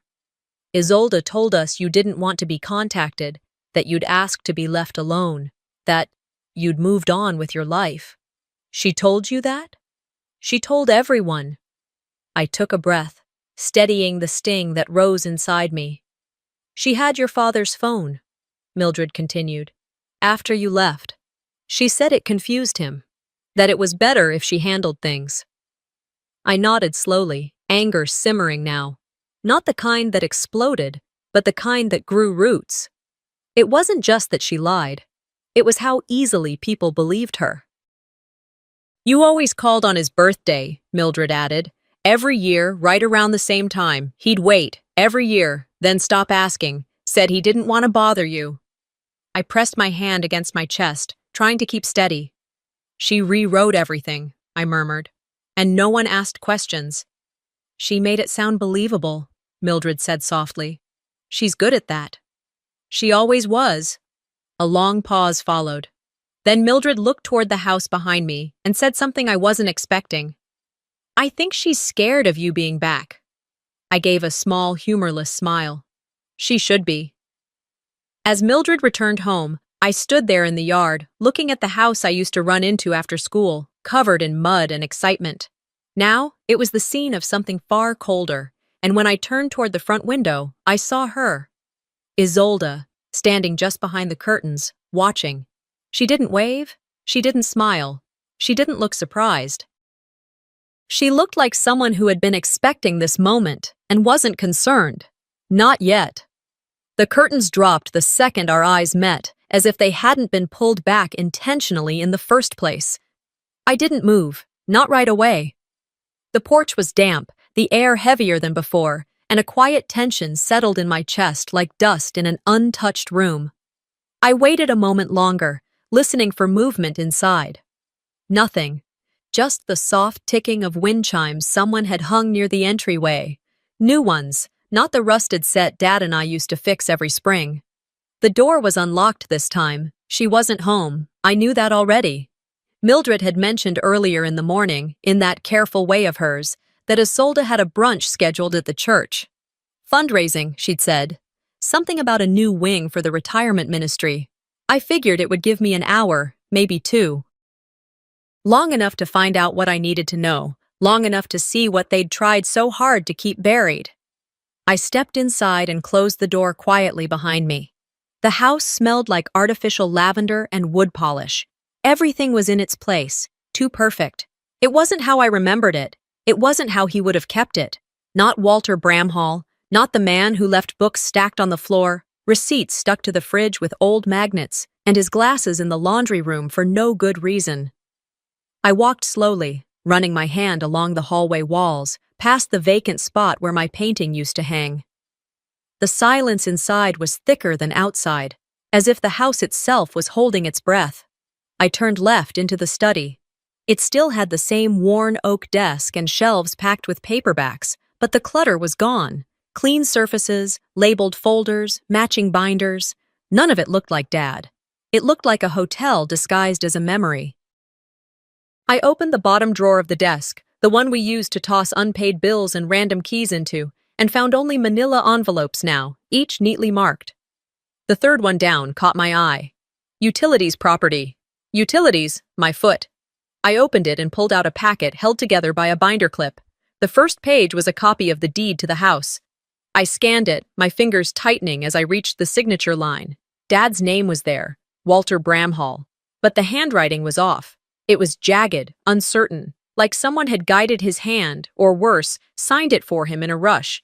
His usual signature had rhythm, even in his older years. This? It looked forced, unnatural. I flipped through the pages, noting the date, 1.5 years ago. Right around the time I stopped receiving forwarded mail. Right around the time Mildred said he stopped talking much. I pulled out my phone and snapped photos of every page. The deeper I went, the more I found. Documents that shouldn't have been there, things I wasn't supposed to see, printouts from a bank I didn't recognize. One statement listed the account holder as Walter Bramhall, but the mailing address, Isolde and Dorian's condo in Richmond, monthly deposits from elder care grants and assistance funds, and regular ATM withdrawals, thousands. I didn't even realize my jaw had clenched until I felt it in my temples. My father had never needed financial assistance like that, not back then. He had retirement savings, a pension from teaching, and the house had been paid off since I was in college. And now somehow, a separate account existed, money moving through it like it belonged to someone else entirely. I stood still for a moment, listening. Still, no one home. I walked into the kitchen, where the mail sat in a wicker tray by the fridge. Sorting through it, I found nothing of interest. Grocery ads, charity mailers, a flyer for a lawn care company. But the name on each envelope read, Current Resident, or Isolde Crane. Not one addressed to Walter. I was about to head back to the study when the front door creaked open. My stomach tensed. I hadn't heard a car pull up. No footsteps on the porch. Then his voice, calm, casual, but cold enough to freeze the air around me. Looking for something? I turned slowly. Dorian Blake stood in the doorway, keys in hand, eyebrows raised like he'd just walked in on someone stealing his Sunday paper. He looked the same as always, pressed shirt, neatly trimmed beard, wedding ring that caught the light a little too well. He had the face of a man people trusted too easily, charming enough for church, sharp enough for boardrooms, and empty enough to lie without blinking. "Didn't expect you," I said evenly. "Clearly," he replied, eyes scanning the documents on the counter. "Isolde's not home." "I know." He stepped farther into the room, closing the door behind him. "So what brings you back to this particular corner of the world?" I didn't answer. Instead, I picked up the deed and held it up toward him. Did he even know he signed this? His expression didn't change. Not one muscle in his face twitched. "That's a legal document," he said, walking slowly toward the kitchen island. "Signed and notarized. Everything's above board." "His name's on it, sure," I said. "But that's not his handwriting, at least not the one he used for most of his life. I know the difference." "Well, maybe you're just remembering it wrong." I met his gaze, unmoved. "I remember it better than you think." He smiled then, the kind that made you want to lock up your valuables. "Careful, Seren, you're starting to sound like someone looking for a problem. And you're starting to sound like someone who's hiding one." A pause stretched between us. Finally, he leaned in slightly and said, "You should tread lightly. You've only just come back. Stirring up trouble so soon doesn't reflect well on your track record." "Is that a threat?" "No," he said smoothly. "Just an observation. People talk. People remember." I stepped around the island and gathered the pages into my bag. "I'm not here to make a scene," I said calmly. "But if something was done to my father without his understanding or consent, I'll find out. You and I both know he's not in the state he used to be." Dorian's jaw flexed, but his tone didn't change. "Walter agreed to everything. He needed help. We stepped in. That's what families do." "No," I said, turning toward the door. "What families do is protect each other, not profit off them." As I pulled the door open, he added, "You might want to be careful who you accuse. Wouldn't want another misunderstanding like last time." My spine stiffened, but I didn't turn around. I didn't need to. Instead, I stepped outside into the thick afternoon air, letting the door close behind me. The storm clouds above were moving in slowly, but steadily. The storm didn't start outside. It started right there, in that room. After I left the house that afternoon, the clouds followed me. Not the kind that carried thunder, at least, not yet, but the kind that made you pull your coat tighter and keep your thoughts closer. I didn't go back to the room above the bookshop, not right away. I needed to clear my head first. I drove the half-mile stretch out to the small park by the water tower, the one Dad used to take me to when I was little. I sat in my car with the engine off, hands resting on the steering wheel, watching a pair of teens throwing a football near the tree line. I envied their freedom, how they could move without thought, yell without fear of judgment. I'd forgotten what it felt like to just exist without a storm in my chest. By the time I pulled back into the driveway, the sky had darkened for real, and the temperature had dropped noticeably. I stepped inside and immediately noticed the silence, the kind that feels planned. The fire was going in the living room, a showpiece of warmth, but the air around it was cold. Fabricated. Like everything else in that house lately. Dad sat on the recliner, shoulders slumped, eyes flicking from the muted television to the window and back again. He looked smaller somehow, dimmed. Did you eat? I asked. He didn't answer right away. Then he said, I think so.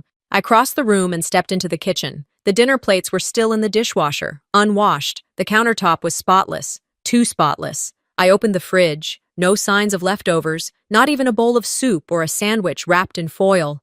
There were 2 boxes of frozen meals on the bottom shelf, both untouched. I moved to the pantry and found a small pill organizer resting on top of a cereal box. I opened it. Wednesday and Thursday were still full. It was Saturday night. I took a long breath and walked back into the living room, holding the organizer in my hand. Dad, I said gently, have you been taking these? He looked at the container and blinked. That's Isolda's job. She hasn't given them to you in at least 2 days. He frowned but said nothing. He hasn't eaten since yesterday, has he? I asked. Isolda's voice cut in from the hallway before he could speak.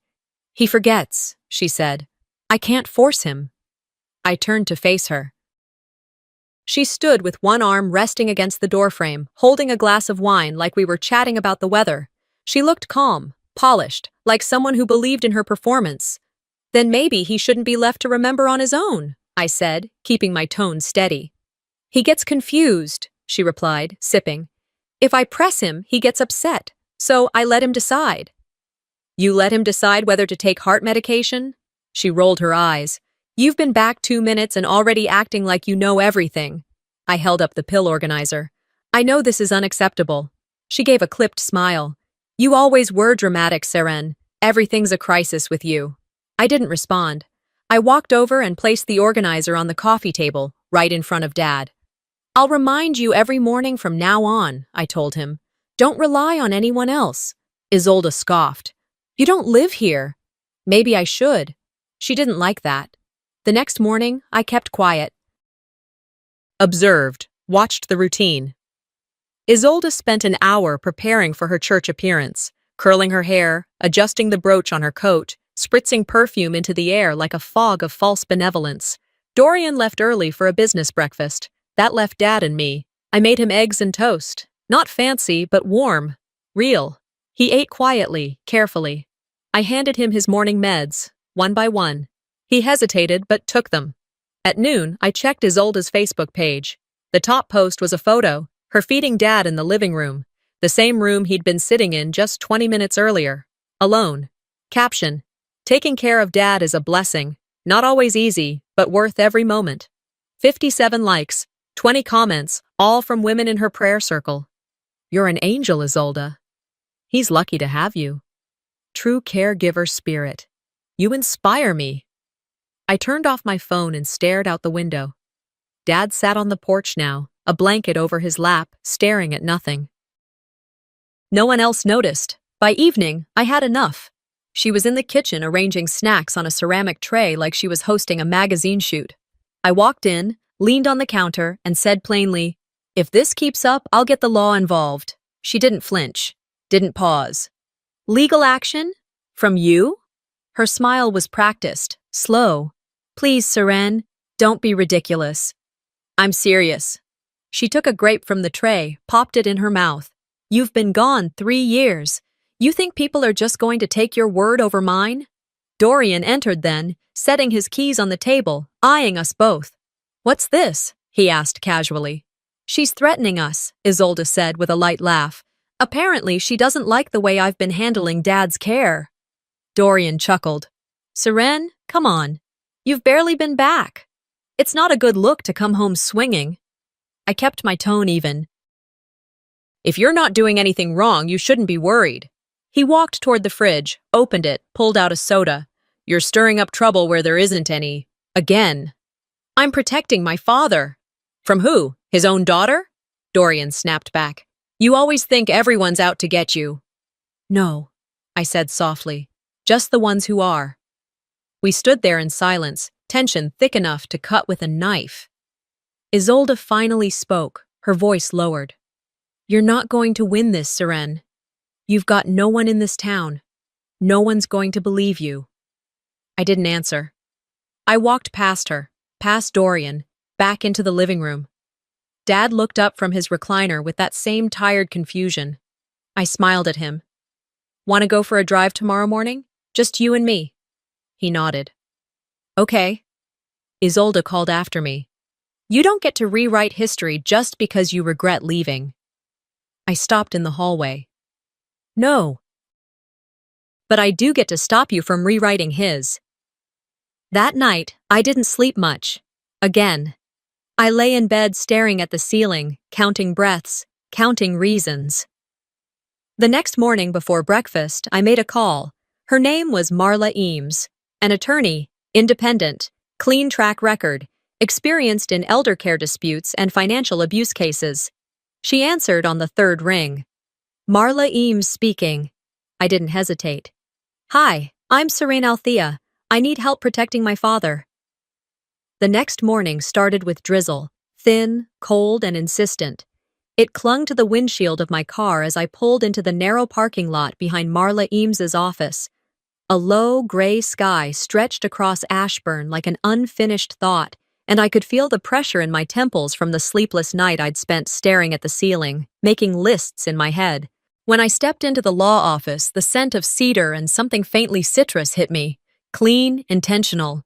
The space was small but focused, with thick legal books lining the walls and a single framed quote near the receptionist's desk.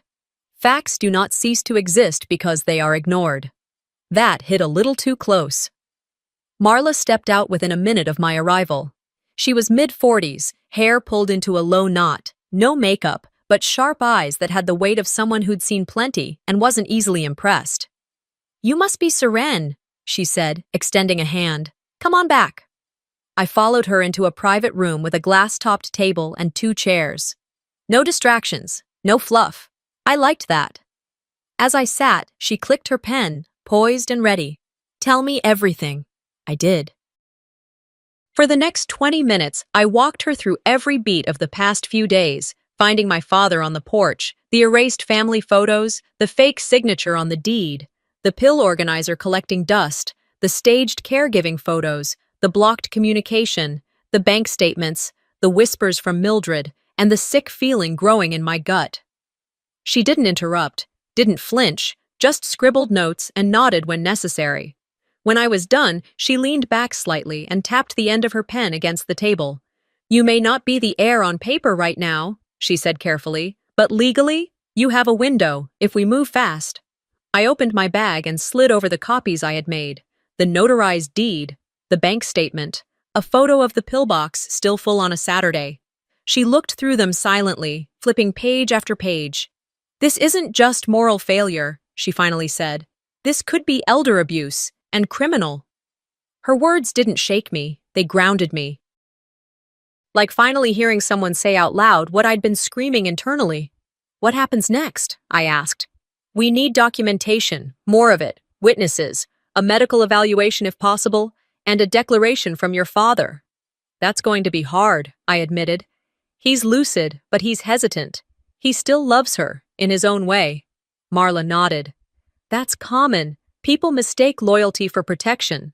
But love doesn't mean silence. I left her office an hour later with a checklist, a tentative plan, and the rarest of things in this mess, clarity. Driving back to the house, the rain had slowed, but the clouds hadn't lifted. As I pulled into the driveway, I noticed Dorian's car was gone. Probably at his office or working one of his weekend consulting gigs he liked to boast about on social media. Isolde's sedan was still parked under the carport. She must have returned from church. I stepped inside without announcement. The house was too quiet again. I walked through the kitchen, nothing out of place. Into the hallway, no sound. But the moment I turned the corner into the laundry room, something stopped me cold. There, on the floor, near the edge of the utility sink, was the scarf I had knitted for Dad the winter before I left. It was navy blue, wool blend, with a pattern that took me 3 tries to get right. He used to wear it even on days it wasn't that cold, just because it was from me. I'd seen it last week, neatly folded in the hall closet. But now, it was soaked. Mud-caked. Dumped in a pile beside a cleaning rag, and what looked like a used mop head. My throat tightened. I bent down slowly, picked it up, and held it in my hands. The weight of it felt heavier now, not because of the water, but because of what it meant. I didn't need anyone to explain what had happened. It was obvious. They'd used it. Used something I made for my father to clean the floor, or worse, the bathroom. And then tossed it aside like garbage. No one said anything about it. No one apologized. Not that I expected them to. I wrung it out in the sink, then washed it carefully with dish soap, rinsing until the water ran clear. I laid it across the back of a kitchen chair to dry and didn't speak a word the rest of the day. That night, the house was dark early. Dorian came in late, Isolde was in her room, and Dad had gone to bed around 7. Before I turned in, I walked into his room, quiet, careful, and placed the folded scarf on his pillow. He didn't stir. Then I went to the office. I opened my laptop and printed a single-page letter, formal, calm, signed by Marla and myself. A notice of legal intent, not a threat, a promise. I walked to Isolde's room. Her door was slightly ajar, light still on. I pushed the paper under her door. The sound it made was almost nothing, but I knew she'd hear it. They ignored my warning, and now I wasn't just knocking. I was walking through the front door with the law behind me. By the time Sunday rolled in, I wasn't angry anymore, not in the way most people expect anger to look. I wasn't pacing or shouting. I wasn't tossing accusations around like darts. No, I was still focused, ready. They thought I'd flinch. But when I stepped onto the porch that morning, dressed in the same navy blazer I used to wear to client meetings back in Raleigh, I didn't hesitate. I walked straight into the house like I belonged there, because I did. The smell of roasted ham and cinnamon rolls hit me first. Isolde always did know how to curate an experience. She had music playing, some soft instrumental hymn, and fresh flowers arranged on the sideboard. Everything was polished, just like her. People were already gathered in the living room, holding styrofoam cups of coffee and small plates with carefully arranged fruit. I recognized a few of them, ladies from the church, a couple of retired school teachers, even someone from the mayor's office. Walter was there too, tucked into the far corner of the room like a piece of furniture no one really wanted but couldn't throw away. He looked out of place, wearing a cardigan that was 2 sizes too big and socks that didn't match. Isolde floated between guests like she was hosting a segment on public access television. Every smile was a campaign, every gesture rehearsed. She saw me the moment I stepped through the door, and for just a fraction of a second, something flickered across her face, but it was gone before it could settle. "Seren," she said, loud enough for the room to hear. "I didn't know you'd be joining us." I smiled politely. "Guess I forgot to RSVP." A few heads turned. A few mouths paused mid-chew. I watched as Dorian made his way toward me, mimosa in hand, confidence radiating off him like heat off blacktop. "Well, this is a surprise," he said. "You look prepared." "I tend to come that way," I replied, my eyes scanning the room. Isolde linked her arm through his, all performance. "We're just so glad you're here. We were worried you'd be too busy with your new life to remember little Ashburn." I gave her nothing in return. Just silence, the kind that makes people uneasy. Walter's eyes met mine briefly from across the room. He looked unsure, maybe even nervous. I nodded at him gently. I needed him to know that this wasn't about him, not directly. This was about truth, justice, finally cracking the surface. The room buzzed with small talk and clinking forks for another 10 minutes before it happened. Dorian, now 2 drinks in and a little looser in the shoulders, chuckled too loudly as he leaned over to a man near the fireplace. "She's only back 'cause she smells money," he said. "Isn't that what your sister said?" The laughter died instantly. My smile returned. I turned slowly toward the room and said, loud enough for everyone to hear, "Oh, I'm back, but not for money, for truth." The room held its breath. I could feel the shift, the sudden collective realization that whatever this was, it wasn't going to be another cozy Sunday brunch. A few people set down their drinks. One woman crossed her arms. Another looked at Isolde with an eyebrow raised. Marla stepped through the door just then, quiet as a shadow. She wasn't dressed for brunch. Gray slacks, simple blouse, no makeup. She carried a laptop bag over her shoulder and a portable projector in her hand. "Sorry I'm late," she said to me. I nodded. "Right on time." Isolda's eyes narrowed. "What's going on?" I ignored her. "Ladies and gentlemen," I said to the room, "thank you for coming. Since we have an audience, I thought this would be the perfect moment to share a little something." Marla placed the projector on the edge of the console table. The room dimmed slightly as she powered it on. She connected the laptop, cued the video, and gave me a subtle nod. "This," I said, "is footage from my father's living room, recorded on the day he signed over the deed to this home." Dorian took a step forward. "Now hold on." "Don't worry," I said, "you're in it." The video began to play. The image was slightly grainy, but clear enough. Walter sat in his chair, looking unsure, his hands trembling. "Do I have to sign?" his voice asked, shaky, barely audible. Then another voice, Dorian's, cut in, unmistakable. "Just do it, or you won't see her again." Gasps. One woman covered her mouth. A man muttered, "Is that legal?" Isolda tried to speak. "That's been taken out of context." But the room was already turning. Dorian's bravado evaporated. He stammered, This is an invasion of privacy." "No," Marla replied calmly. "This is evidence, admissible, and already submitted." Isolda's face had gone pale. Her carefully crafted facade was cracking, hairline fractures running fast. I took a breath, not to calm myself, but to land the final blow with precision. This home was built by my father. He paid for it, protected it, raised us in it. He opened his door to people who now lock him out of his own life, and he will not be stolen from, not by blood, not by marriage. Silence. The church deacon stepped forward. "I think we should go." He walked out. Others followed. No one looked back. Isolda stood frozen, one hand still resting on the mimosa tray. Dorian's expression was blank, like he hadn't yet accepted what just happened. I turned toward them one last time. "You buried me in silence. I just gave you an audience." After the last guest left the brunch in stunned silence and the front door closed behind them with a dull click, I went to the kitchen, poured myself a glass of water, and let my hands shake for a full minute before setting it down. I wasn't shaking from nerves, not anymore. Those had burned off hours ago. It was the aftershock, the kind your body gives you when your mind's already bracing for the next blow. We didn't speak the rest of that day. Dorian stayed in the den, nursing whatever pride he still had, and Isolda disappeared into her room, the sound of her heels echoing like a threat against the hardwood floor. Dad went to bed early, asking for 2 Tylenol and nothing more. I gave them to him, kissed his forehead, and told him I'd see him in the morning, but we both knew something irreversible had shifted. Tuesday came fast. We arrived at the courthouse just after 8 a.m.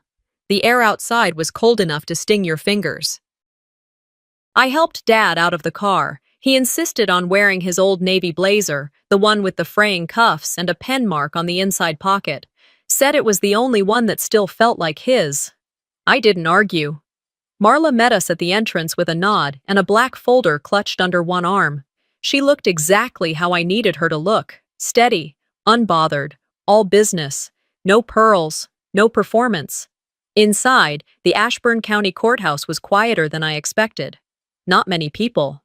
A few reporters, some older folks from the neighborhood who probably heard about the brunch incident, and 1 or 2 of Isolda's church friends who looked like they regretted coming the second they sat down.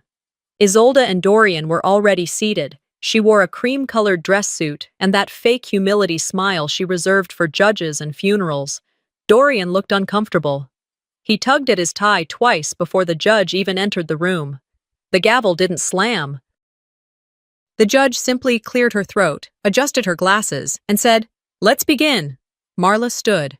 "Your Honor, we intend to prove that Walter Bramhall was misled into signing over legal rights to his property under coercion and without full understanding of the consequences.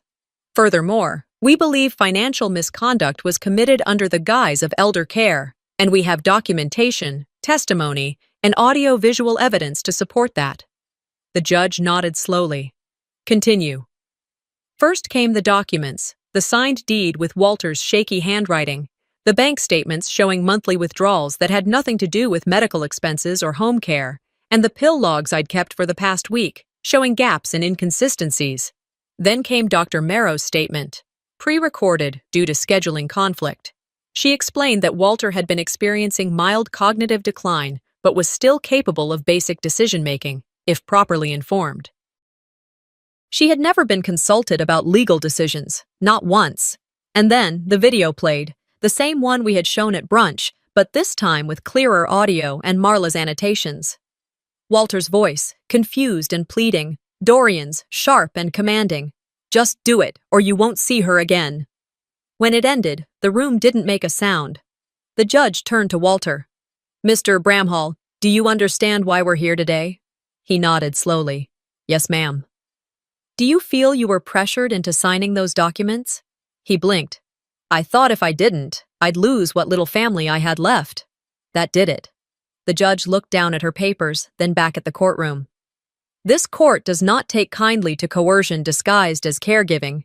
It appears that not only were Mr. Bramhall's rights violated, but that certain parties used their proximity to him for personal financial gain. Therefore, I hereby order the reversal of the property transfer. Walter Bramhall's rights to the home are reinstated, and he may appoint a co-caretaker of his choosing. She paused. Do you have someone in mind? Dad looked over at me. Seren, he said without hesitation. Always her. My throat tightened, but I didn't cry. The judge continued. Furthermore, this court is referring Mr. Dorian Blake to the Office of Financial Crimes Investigation for misuse of elder care funds. Ms. Isolde Crane is hereby stripped of legal authority over her father's affairs, effective immediately. There was no gavel, no dramatic exit, just quiet paperwork being shuffled and the rising of bodies from chairs as people filed out one by one. Isolde didn't look at me. Not once. Dorian muttered something under his breath, but Marla raised an eyebrow, and he thought better of repeating it. We drove home in silence, Walter resting peacefully in the passenger seat. That evening, as the last light of day fell across the front yard, I heard the front door open and close softly. I was in the hallway when I saw her, Isolde, standing near the foyer, arms crossed, waiting. I just came to get my things, she said, her voice quieter than usual. I didn't argue. They're already packed. She hesitated. I didn't mean for it to go this far. I walked past her, opened a drawer, and pulled out a frame. It was the photo she had taken down, the one of Dad and me at the lake, the year before I left. We were smiling, his arm around me, my face pressed into his shoulder. I handed it to her. You don't live here anymore, I said evenly. Neither does your version of this family. She took it with trembling fingers, but didn't say anything else. She left 5 minutes later, her footsteps quieter than I expected. We didn't slam the door behind her. We just never opened it again. The days after Isolde left the house passed slowly, not because we were grieving her absence, but because we were finally learning how to live without the weight of her presence. I didn't expect peace to arrive like a parade. It didn't come with celebration or balloons.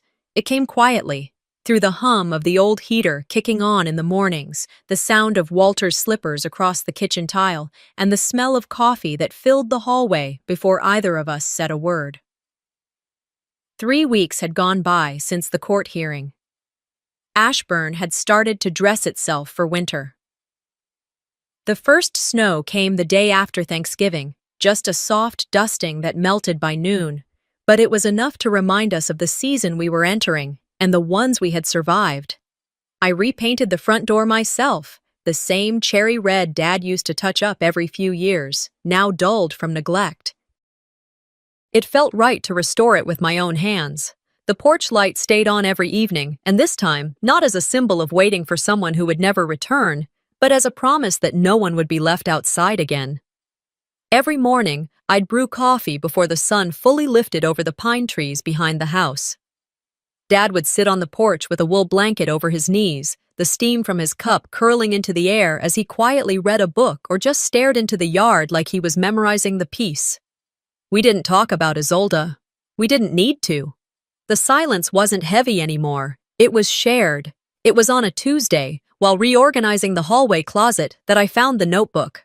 It was tucked behind a stack of old tax returns and some yellowing church bulletins wedged between a photo album and a dusty copy of A Tale of Two Cities that still had my high school notes in the margins. I recognized the leather cover immediately, scuffed on the corners, the binding slightly torn. Dad had used that notebook for years: grocery lists, phone numbers, sermon quotes, passing thoughts. I sat on the hallway floor, cross-legged, and began to flip through. Pages and pages of familiar scrawl, scribbled reminders, ideas he never got around to, names of people I hadn't heard of in years. It was near the back, though, that I found the entry that stopped me cold. It wasn't dated, but I knew it had been written sometime after I left Ashburn, when the distance between us had widened into something neither of us could navigate alone. If you're reading this, I probably didn't get the timing right, but it was always meant for Seren. The house, the story, the chance to be heard. I read it twice, then a third time. He had never forgotten me, not once, even when his memory faltered, even when my name wasn't spoken aloud in that house anymore. Somewhere deep down, he had still known, still hoped, that I'd come back, and that when I did, I'd need to know the truth had never belonged to Isolde. It belonged to him, to us. I took the notebook into the living room and placed it on the mantel, right beside the restored family photo of me and Dad at the lake, now sitting in the spot where Isolde's award once stood. The next few days settled into a rhythm. Dad still had his moments, forgetting which cabinet held the coffee mugs, asking if it was Saturday when it was Wednesday, but he smiled more. He asked questions again. He started singing to himself while shaving, soft renditions of old gospel hymns he used to hum on road trips. Mildred came by every Sunday with banana bread wrapped in wax paper, tied with twine. She never stayed long, just enough to say hello and ask if we needed anything. I think the visit was more for her than for us. A quiet reconciliation. An acknowledgement that maybe she should have asked more questions or believed fewer answers. One morning, I found a letter tucked beneath the welcome mat. It was from Pastor Monroe. Seren, I owe you an apology, one I should have given long before now. I let appearances convince me that truth was inconvenient. You reminded us that protecting the vulnerable is never optional. Thank you. Caleb Monroe. I folded the note and placed it inside the notebook with Dad's entry. Some truths deserve to be kept together. We didn't host a Christmas party that year. No tree went up, no wreath on the door. But we did hang string lights across the porch railing, and Dad insisted on putting the old rocking chairs back out, weathered and creaky but still sturdy. Every evening, we'd sit for a while, 2 mugs of cider in hand, and watch the snow begin to dust the neighborhood like powdered sugar. On New Year's Eve, I found myself writing in the same journal I used in Raleigh. The one I packed when I left that life behind. I hadn't written anything in months, not since before I returned to Ashburn, but that night, the words came like water through a cracked dam. I didn't come back to win. I came back to remind him and myself that I was still his daughter. And I still am. It wasn't a happy ending. Happy endings are for fairy tales and greeting cards. This was something better. This was true. And this time, when he sat on the porch, the door stayed open, and the light stayed on. Some families break your heart quietly, through silence, through control, through the stories they erase behind closed doors. But sometimes, healing starts when one person decides to stop being quiet. What would you do if the people you trusted most rewrote your life without asking? If this story moved you, don't forget to subscribe. More real-life inspired stories about truth, justice, and quiet revenge are coming your way. Let's talk in the comments. Your story might help someone else find their voice. Hi, I'm Leora, and this is not just a story about a bad job. It's about family and the price of being underestimated. When I left the finance world to fix broken tech on a farm in Spokane, my sister laughed. At dinner, she raised her glass and toasted to real success, then turned to me with a smirk and said I was still figuring it out. Everyone laughed. I didn't. My parents never defended me. They said it was a phase. My brother told people I was off the grid. I found out my sister got married. After the fact. And when I saw her post mocking my work publicly, that was the final straw. They said I was dirty, that I'd chosen a dead-end path. 5 years later, I invited them to dinner. And this time, I was the one holding the clicker. And the truth. But what did I show them? What made my sister's face go white in front of our entire family? And why did my father stop speaking halfway through my presentation? You'll see. But I'll say this. Success doesn't always come with applause. Sometimes it comes with silence. The clink of wine glasses echoed like distant bells, delicate and sharp. I stood just outside the archway to the dining room, pretending to be mesmerized by a painting of abstract flowers on the hallway wall. In truth, I was trying to time my re-entry, hoping, maybe foolishly, that the introductions were over. Calla had thrown this dinner for Mom's 60th birthday, hosted in her pristine Atlanta high-rise that looked like something out of an HGTV reveal. The theme, celebrating powerful women in media, was as performative as the hand-picked guest list. Influencers, editors, station producers, and me, the sister who'd left all that behind for farm dirt and tech wires in the middle of nowhere. When I finally stepped into the dining room, no one looked up. A soft jazz playlist floated under polite conversation and polished silverware. I slid into the only empty seat, conveniently wedged between an empty chair and the wall. Calla raised her glass. "To our mother," she began, her voice commanding the room like a seasoned anchor. "To a woman whose grace has been our guiding light, and to all the accomplished women here tonight who've made their mark in the media world." Applause followed. Smiles. I lifted my glass halfway, until her eyes landed on me. "And to my sister, Leora," she added, pausing just long enough for the smirk to form, "who chose a unique path, from city lights to cowfields, from newsrooms to fixing cameras on cattle farms. She's still finding her way, right?" Laughter rippled like someone had tossed a pebble into calm water. A few raised brows. I caught one woman mouthing, "Oh wow," to her partner. I felt a flush creeping up my neck, hot and electric. My fork slipped slightly against the plate. I didn't raise my glass. I didn't look at Calla. I didn't even breathe too hard. Just sat there, perfectly still, and counted the seconds until dessert. They didn't see it, but that moment lit a match in me. I excused myself a few minutes later, murmuring something about needing the restroom. My heels clicked softly down the hallway, and I ducked into the powder room. It smelled like lavender and expensive silence. I stared at myself in the mirror. Not a tear, not a crack in the face, but my expression had changed. I knew it had. There was something sharper in the corners of my mouth, something tired of swallowing every dig, every pitying look, every story told without me. The truth was, they never saw the long nights, the frost-bitten fingers working on outdoor sensor rigs, the low-signal Wi-Fi meetings with tech advisors, the slow but steady progress of turning an idea into infrastructure. All they saw was the grease under my nails and assumed it was failure. And still, I held it in. Because what was the point? They had already written my ending. When I stepped back out into the hallway, I paused, again. From around the corner, I heard my mother's voice. Gentle, low, too casual. "It's just a phase," she told my father. "She'll come around eventually. If not, at least Calla gives us something to be proud of." I didn't move. Not a flinch. My hands rested by my sides, fingers twitching against the fabric of my dress. I turned and walked toward the balcony instead of the dining room. Outside, the city skyline shimmered like someone had lined the horizon in diamonds. I stood there, arms folded, remembering the silence in our childhood home whenever I talked about technology. About changing the way agriculture worked.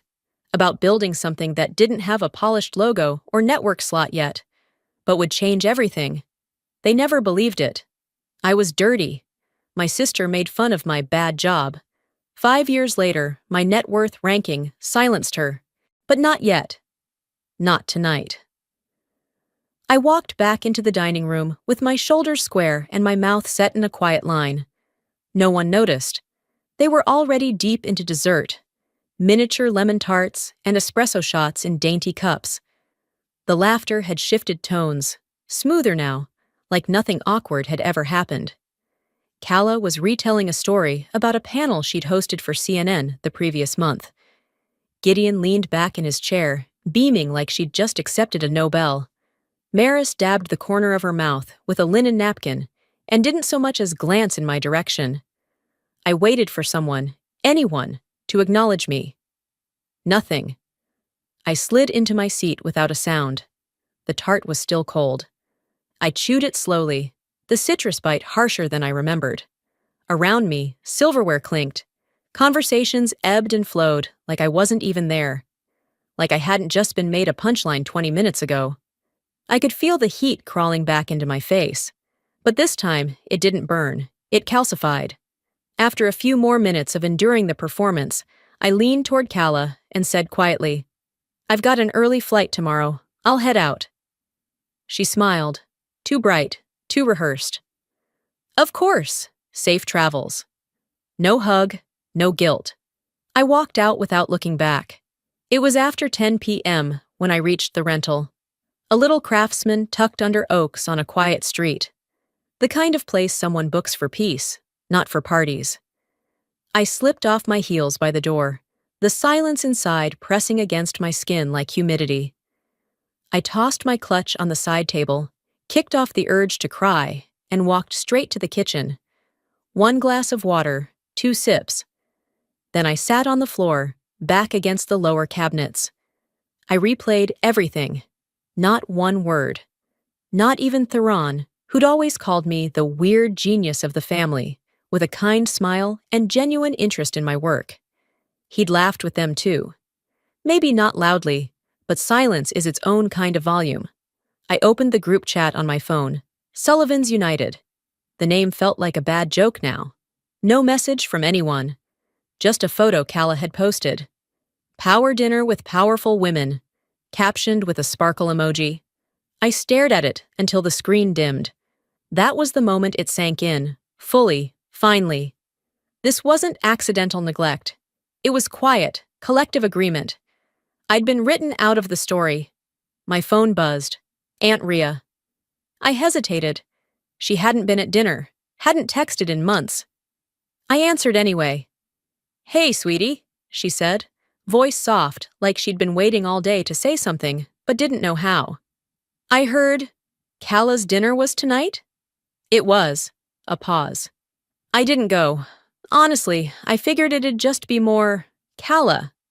I let out the breath I didn't know I was holding. She continued cautiously.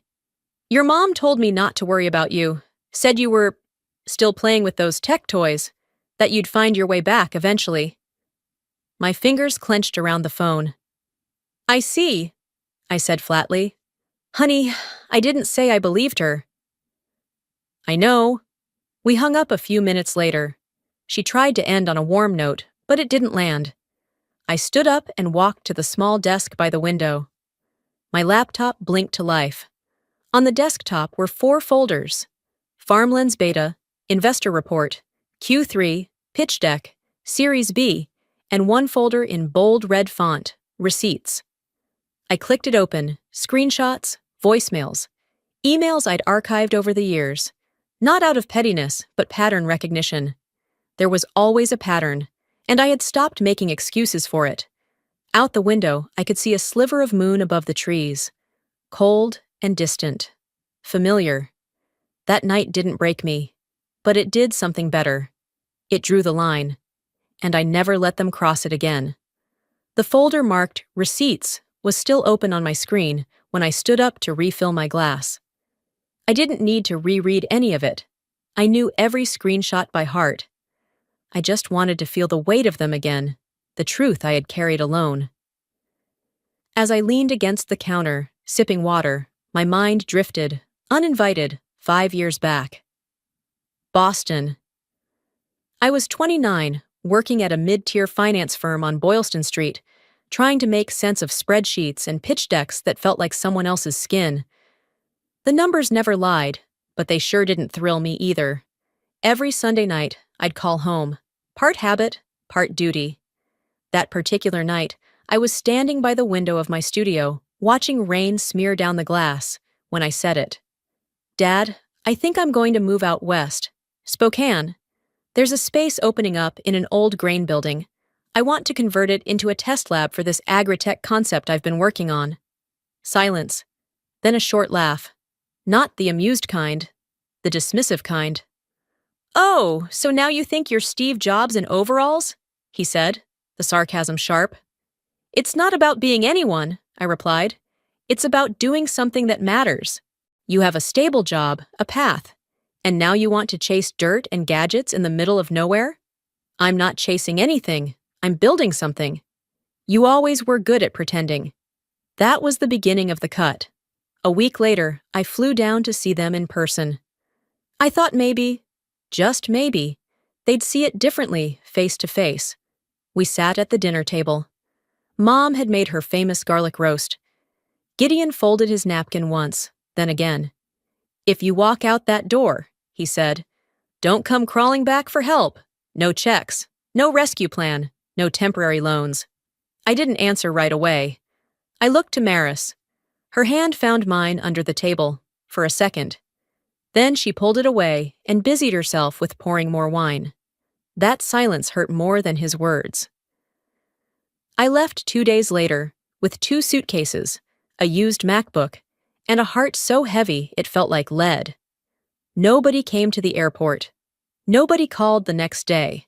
Spokane greeted me with gray skies and a warehouse that smelled like rust and hope. The walls were chipped, the wiring a disaster, but it was mine. I slept on a cot in the corner the first week, surrounded by extension cords and invoices I couldn't pay yet. There were nights I doubted everything, but never the choice to leave. 3 months in, after a long day rewiring motion sensors, I needed to print a permit form. I plugged in the used HP printer I'd hauled from Boston. To my surprise, it auto-synced to my old cloud inbox. That's when I saw it. An email from Gideon to Theron, dated 2 weeks after I moved. Subject: about Leora Body. She's gone full delusional. Don't let her sweet talk you into investing. Let her learn it the hard way. I stared at the screen, hands frozen. I wasn't surprised, not really. But reading it, seeing it so plainly written, was a cut of another kind. I didn't cry. I didn't scream. I just opened the Sullivan's United group chat and left it. Then I blocked every number with our family name attached. That night, I slept better than I had in months. Now, back in Spokane, the morning sun angled through the window of my office. I blinked out of the memory as Noor stepped in, tablet in hand. Investor docs ready. Want a last pass before I send it out? I nodded, pushing aside the old pane like dust on glass. It didn't hurt the way it used to. It just hardened the corners. They thought cutting me off would break me, I said. Noor didn't respond, just waited. All it did was sharpen me. I couldn't sleep. The doc was done. Noor had sent it out to our top 3 investors, and my to-do list for the day was technically clear. But at 1:04 a.m., I was still sitting at my desk, scrolling aimlessly, sipping cold chamomile tea that tasted more like regret than comfort. My Slack pinged. Noor! Me. Check general. I clicked over, not expecting anything urgent. And there it was, a screenshot. Just one. Kala's name, a chat bubble. Some people are still playing with farm toys and calling it AI. Adorable. Then beneath it, the word, deleted. I didn't respond. Just saved the image to my desktop with today's date in the file name. I didn't even change my expression. Noor must have sensed the silence. Noor, me. Want me to say something? I typed slowly. Me, Noor. Not yet. The message had already sunk deep. It wasn't the words. Those were almost too predictable. It was the timing. After everything, she still thought this was a game, a toy. My chest tightened, but not from sadness. It was that colder thing. the one that made my fingers move faster, more precisely. I closed Slack and opened a private browser tab, searched for old tech media forums where Kala's ex-colleagues used to hang out. It didn't take long. A thread buried under layers of off-topic posts. Inside the bubble, life with broadcast royalty. Kala's name was mentioned more than once, and mine too, but never with kindness. One comment stood out. She had this secret chat group, Real Careers Only, used to forward her sister's startup pitches just to laugh at them. She called it Tech Barbie's Diaries. Wild times. I stared at the screen, letting it bleed into me. It wasn't just mockery, it was sport. I wasn't just ignored, I was entertainment. For the second time that night, I didn't cry. Instead, I opened a Google Doc titled Family Incident Log. I began with the earliest wound I could remember. May 14th, age 9. Kala accidentally deletes my science fair files. And then I kept going. Each entry was short, precise. Each date, a moment I could trace. Each one felt like loading a bullet into a magazine I didn't know I'd been building. I knew this wasn't about revenge, not exactly, but I also knew silence hadn't done me any favors.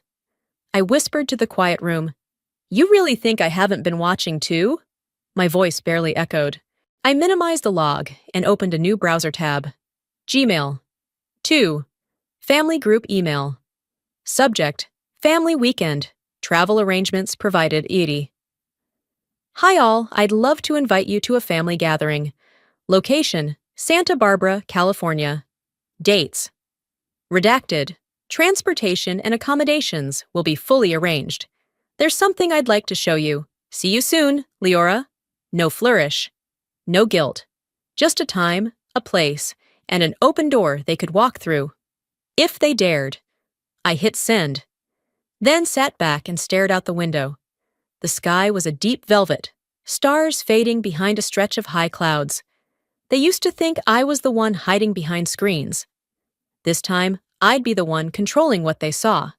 It was a Sunday morning, spring light slipping through my kitchen blinds. I had just brewed a second cup of coffee and was flipping through updates on my phone, mostly out of habit. And then I saw her. Kala, in white. Veil trailing behind her like a cloud, bouquet clasped against a picture-perfect smile. Her new husband, whose name I couldn't even recall, was frozen mid-laugh beside her. The caption, "What a perfect day for our family." I blinked twice. Scrolled back. No prior post, no announcement, no engagement celebration I remembered, and certainly no invitation. I tapped into the family group chat. Nothing, no countdown, no mention of flights or dresses or toasts. Just that photo. My fingers gripped the edge of the countertop. For a second, I couldn't tell if it was shock or just static. I called my mother. She answered on the second ring, her voice too cheery. "Leora, I was just about to—" "Did Kala get married?" A pause. 1 second. 2. Then, "Oh, yes. Yesterday, actually. It was beautiful. I didn't know there was even a wedding planned." "Well," she started, her voice softening into that maternal apology she'd weaponized for years. "We didn't think you'd be comfortable. It was very media-centric. A lot of cameras. Kala said she didn't want you to feel out of place." "Out of place," I repeated. The words tasted metallic. "You know how these things go, honey. Sometimes it's better to just keep things simple." I hung up without saying goodbye. Later that night, I stood in front of my bathroom mirror, brushing my teeth. I stared at my reflection, toothbrush paused midair. There was no card, no call, no RSVP to decline. They didn't forget me. They erased me. Weeks passed. Then, on a Thursday afternoon, Theron texted, "In Spokane for work. Coffee?" I agreed. Not out of warmth, but curiosity. He met me at a quiet spot downtown. No pleasantries. Just 2 paper cups and weather talk before he leaned in. "I didn't agree with it," he said. "With what?" "The wedding. Not inviting you. I said it wasn't right." I nodded, unsure whether to thank him or keep my guard up. Then he pulled out his phone, hesitated, and tapped something. She doesn't belong in my world, Kala's voice said through the speaker. She's not presentable. The words hit like a punch. I sat still, jaw tight.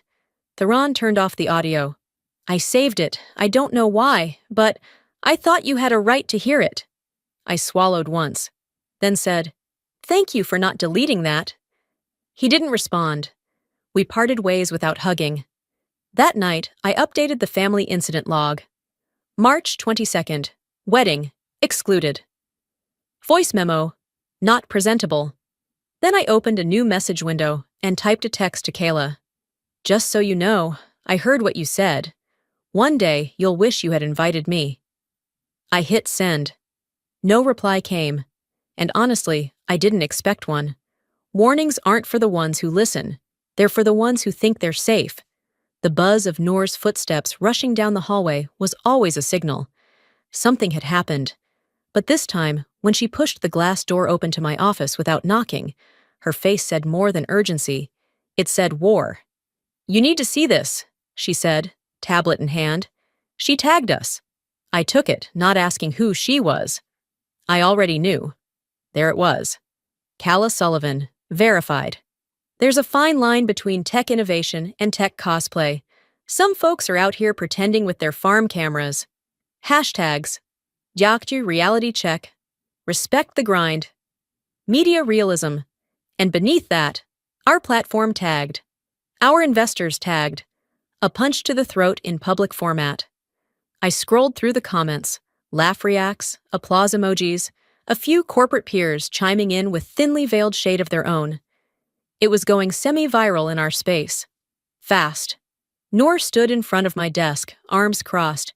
We can't let this slide. But I didn't flinch. I leaned back in my chair, thumb still resting against the screen, rereading the post one last time before locking the tablet. We're not going to respond publicly, I said. We're not sparring. We're setting a trap. She looked confused. I opened my laptop and forwarded the post. No caption, no commentary, to a senior contact I knew in Kala's corporate HR department. Her firm had strict public image guidelines, especially for directors who held public trust accounts. Let them handle it, I said. Noor raised a brow. That's cold. I didn't argue. I didn't smile either. The next week passed quietly. I didn't bring up the post again. Didn't check if she took it down. Didn't need to. Until Wednesday morning. An industry friend from LA called me out of the blue. Hey, did you hear? Your sister got pulled into a PR freeze meeting. Internal audit, reputational exposure clause or something. She looked rattled. I thanked her for the heads up, closed the call, and went back to work like nothing had happened. But inside, a switch flipped. They always thought I'd never hit back, that I'd stay quiet, passive, defeated. But the difference now was, I wasn't fighting for acceptance. I was preparing for reckoning. Later that evening, I stepped into the private conference room in the back of my office. Noor was already inside, multiple screens casting light across the table like a command center. Documents lined the wall, spreadsheets, quotes, transcripts, photo captures, timestamps, email headers. Every insult, every exclusion, every manipulation mapped like evidence in a courtroom. Noor didn't need to ask. She tapped the final screen. Everything's lined up, time to the second. We pull one trigger. There's no version of this where they recover clean. I nodded once. My voice was calm, almost eerily so. Good. Then I looked at the display again. Because I'm done whispering. The first jet left Newark at 9 a.m. A second took off from Chicago. By noon, a third rolled onto the tarmac in Houston. They didn't know where they were going, only that the invitations had come in sleek black folders, sealed with gold foil and sent by courier. No explanation, just 2 lines. Travel included, dress for dinner. A small part of me wondered if any of them hesitated. But curiosity was a powerful drug, especially in my family, where mystery usually meant money. I watched the flight tracker from my tablet. Every dot on the screen moved like a piece on a chessboard. Gideon, Maris, Olivia. Even Kala. They were all in the air. For once, I controlled the altitude. They used to fly without me, I said to Noor, who sat quietly across the aisle. This time, I own the wings. She smirked, but said nothing. We landed in Santa Barbara first. The villa I'd rented stretched across 5 acres of coastal cliff, terracotta rooftops glowing beneath the late afternoon sun. By the time the last Rolls-Royce pulled through the gate, the staff was already in place. Each family member was handed a personalized welcome folder with their name embossed in silver. Kala glanced around the open foyer with suspicion. Is this a brand pitch or a family meeting? Olivia whispered back. Maybe both. Knowing her, there'll be a slideshow. Inside their folders, 8 p.m., dinner 9 p.m., presentation by Leora Sullivan. I didn't have to be in the room to feel the eye rolls. Still upstairs, I stood behind the curtain in my suite, watching their arrival from above. Their reactions were almost too easy to read. Maryse took photos. Gideon barked something about the wine being too French. Kala smiled politely, but tugged her phone out with nervous fingers. Noor entered behind me. They're here. You ready? I turned. Almost. We stepped out into the hall. As we walked, I caught snippets of conversation drifting up the grand staircase. This is absurd, Gideon muttered. Probably another startup sob story. She wants money again. My mother didn't reply. She rarely did when he played that card. Noor looked at me sideways. Still want to go through with this? I didn't hesitate. Now more than ever. By 7:30, the villa buzzed with dinner prep. Caterers moved like dancers. Plates were aligned with architectural precision. Wine glasses caught candlelight in soft flashes. I didn't join them for appetizers. I needed a moment. Alone in my room, I stood barefoot at the edge of the balcony, ocean stretching out like an endless blue dare. The air smelled like citrus and salt. Familiar, calming, but my mind wasn't here. It was in Spokane, 5 winters ago. I could still feel the sting of frozen fingertips trying to solder a busted chip heater. The bitterness of instant coffee at midnight, the ache in my back from sleeping on folded towels. Those nights had built me. Noor knocked, then stepped in. You sure about this? I'm not here for revenge, I said. She raised a brow. I smiled, just slightly. I'm here for recognition. The truth deserves a microphone. She gave a half nod. They're waiting. Let them. I pulled my hair back into a low bun, checked the slides one last time, and straightened the lapels of my black suit jacket. This wasn't war. This was the moment before. The lights dimmed at exactly 9 p.m. No announcement, no music, no grand entrance. Just silence, and then a low mechanical hum as a screen lowered from the ceiling. Some shifted in their chairs. Olivia glanced sideways at her wine. Kala blinked rapidly, probably expecting a welcome toast or an awkward slideshow. Instead, Noor handed me a remote clicker. I stepped forward. The only sound was the hush of ocean wind brushing the villa windows. This isn't a business pitch, I began, my voice even. It's a truth report. First slide.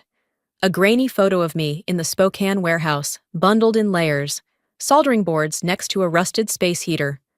I didn't explain it. Click. The next slide. Our early metrics, user growth charts, pilot studies with local farmers, ROI projections for our machine vision platform. Then I paired them. Every chart came with a quote. Gideon's email, she's delusional. Maryse's voice memo, she just needs a real job. Kala's deleted post, tech cosplay. Laughter didn't come. No one breathed.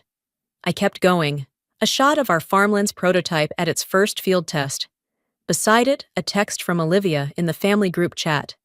Maybe if Leora ever got out of the barn, she'd know how real tech works. I didn't glance their way, just spoke. I documented everything, not to embarrass you, but to show you what you missed. Click. A live map of global distribution partners. Logos of Fortune 500 companies. Articles quoting me on the future of agritech. Click. A headline. Leora Sullivan's Vision raises $30 million Series B from West Coast Syndicate. Then I paused. Some of you laughed. Some of you rolled your eyes. Some of you cut me out of weddings and family photos. Click, final slide. Kala's viral LinkedIn post, side by side with a leaked internal memo from her employer. Reputational risk, probation, content flagged for corporate review. Gasps. Noor didn't flinch. I didn't either. I looked straight at Kala. Some of you mocked what I built. Now you work for companies trying to hire me. I closed the laptop. Silence. Not the awkward kind, but the kind that follows an explosion. Gideon sat back, arms folded but quiet. Maris stared at the flickering candle. Olivia was frozen. Kala? Her face had drained of color. Theron finally broke the stillness.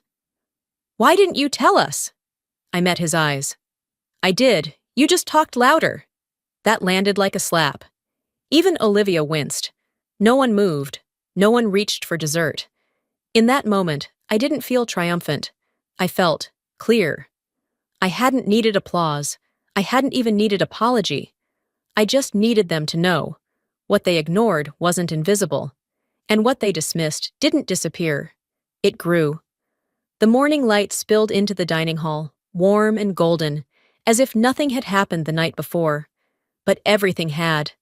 By the time I came down for coffee, half the family had already left. No goodbyes, no notes. On the kitchen counter sat a copy of Forbes, neatly folded, front page facing up. The Billionaire in Boots, How Leora Sullivan Outsmarted an Industry and Her Doubters. There was a photo of me standing in front of a green AI-powered field rig. I hadn't posed for it. They must have pulled it from an investor event last quarter. My phone buzzed. A string of texts filled the screen, some from cousins I hadn't heard from in years. Holy crap, Leora! Why didn't you ever say anything? Proud of you. I didn't reply to any of them. The family group chat was strangely quiet. Then a ping.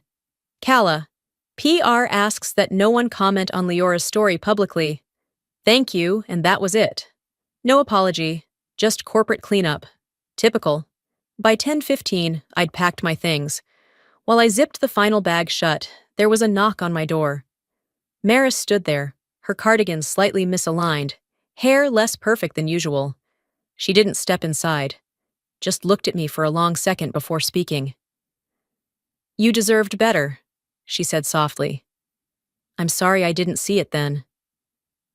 I could have said 1,000 things, but instead, I just nodded. Thank you, that matters. Her eyes shimmered for a moment, then she turned and walked away. No hug, no big gesture. But it was something. Back in Spokane, the sky was pale and crisp. Noor had beaten me to the office. When I walked in, she grinned and pointed toward the glass wall. There, hung between our mission statement and a plaque from our first investor, was the framed Forbes cover. Beneath it, in a small wooden frame, sat an old photo I hadn't seen in years. Me, 24, crouched on a concrete floor in a winter coat, testing circuits by lamplight. I stepped closer, brushing a finger across the glass. That girl, she looked exhausted, but alive, driven. And maybe, just maybe, she'd be proud of the woman standing in front of her now. Later that night, I stayed late at the lab. The warehouse buzzed with low hums, machines calibrating, cooling fans whispering in the corners. I walked the aisles slowly, touching the edge of each new module we'd built. I passed the prototype room, the server stacks, and paused at the door marked Private Dev, LS. Inside, it was just me, just the hum of my work, my ideas, my space. I sat down at the workbench, clicked on my monitor, and opened a fresh planning doc. Across the top, I typed, 2026 Vision, Expand to Africa, Soil Imaging X, Crop Prediction Beta. I leaned back. They could keep their silence. They could pretend the article hadn't hit. But the world saw it now. And more importantly, so did I. Success didn't fix what they broke, but it gave me room to rebuild what they never took the time to see. I was dirty, My sister made fun of my bad job. 5 years later, my net worth ranking silenced her. Maybe you've been there too.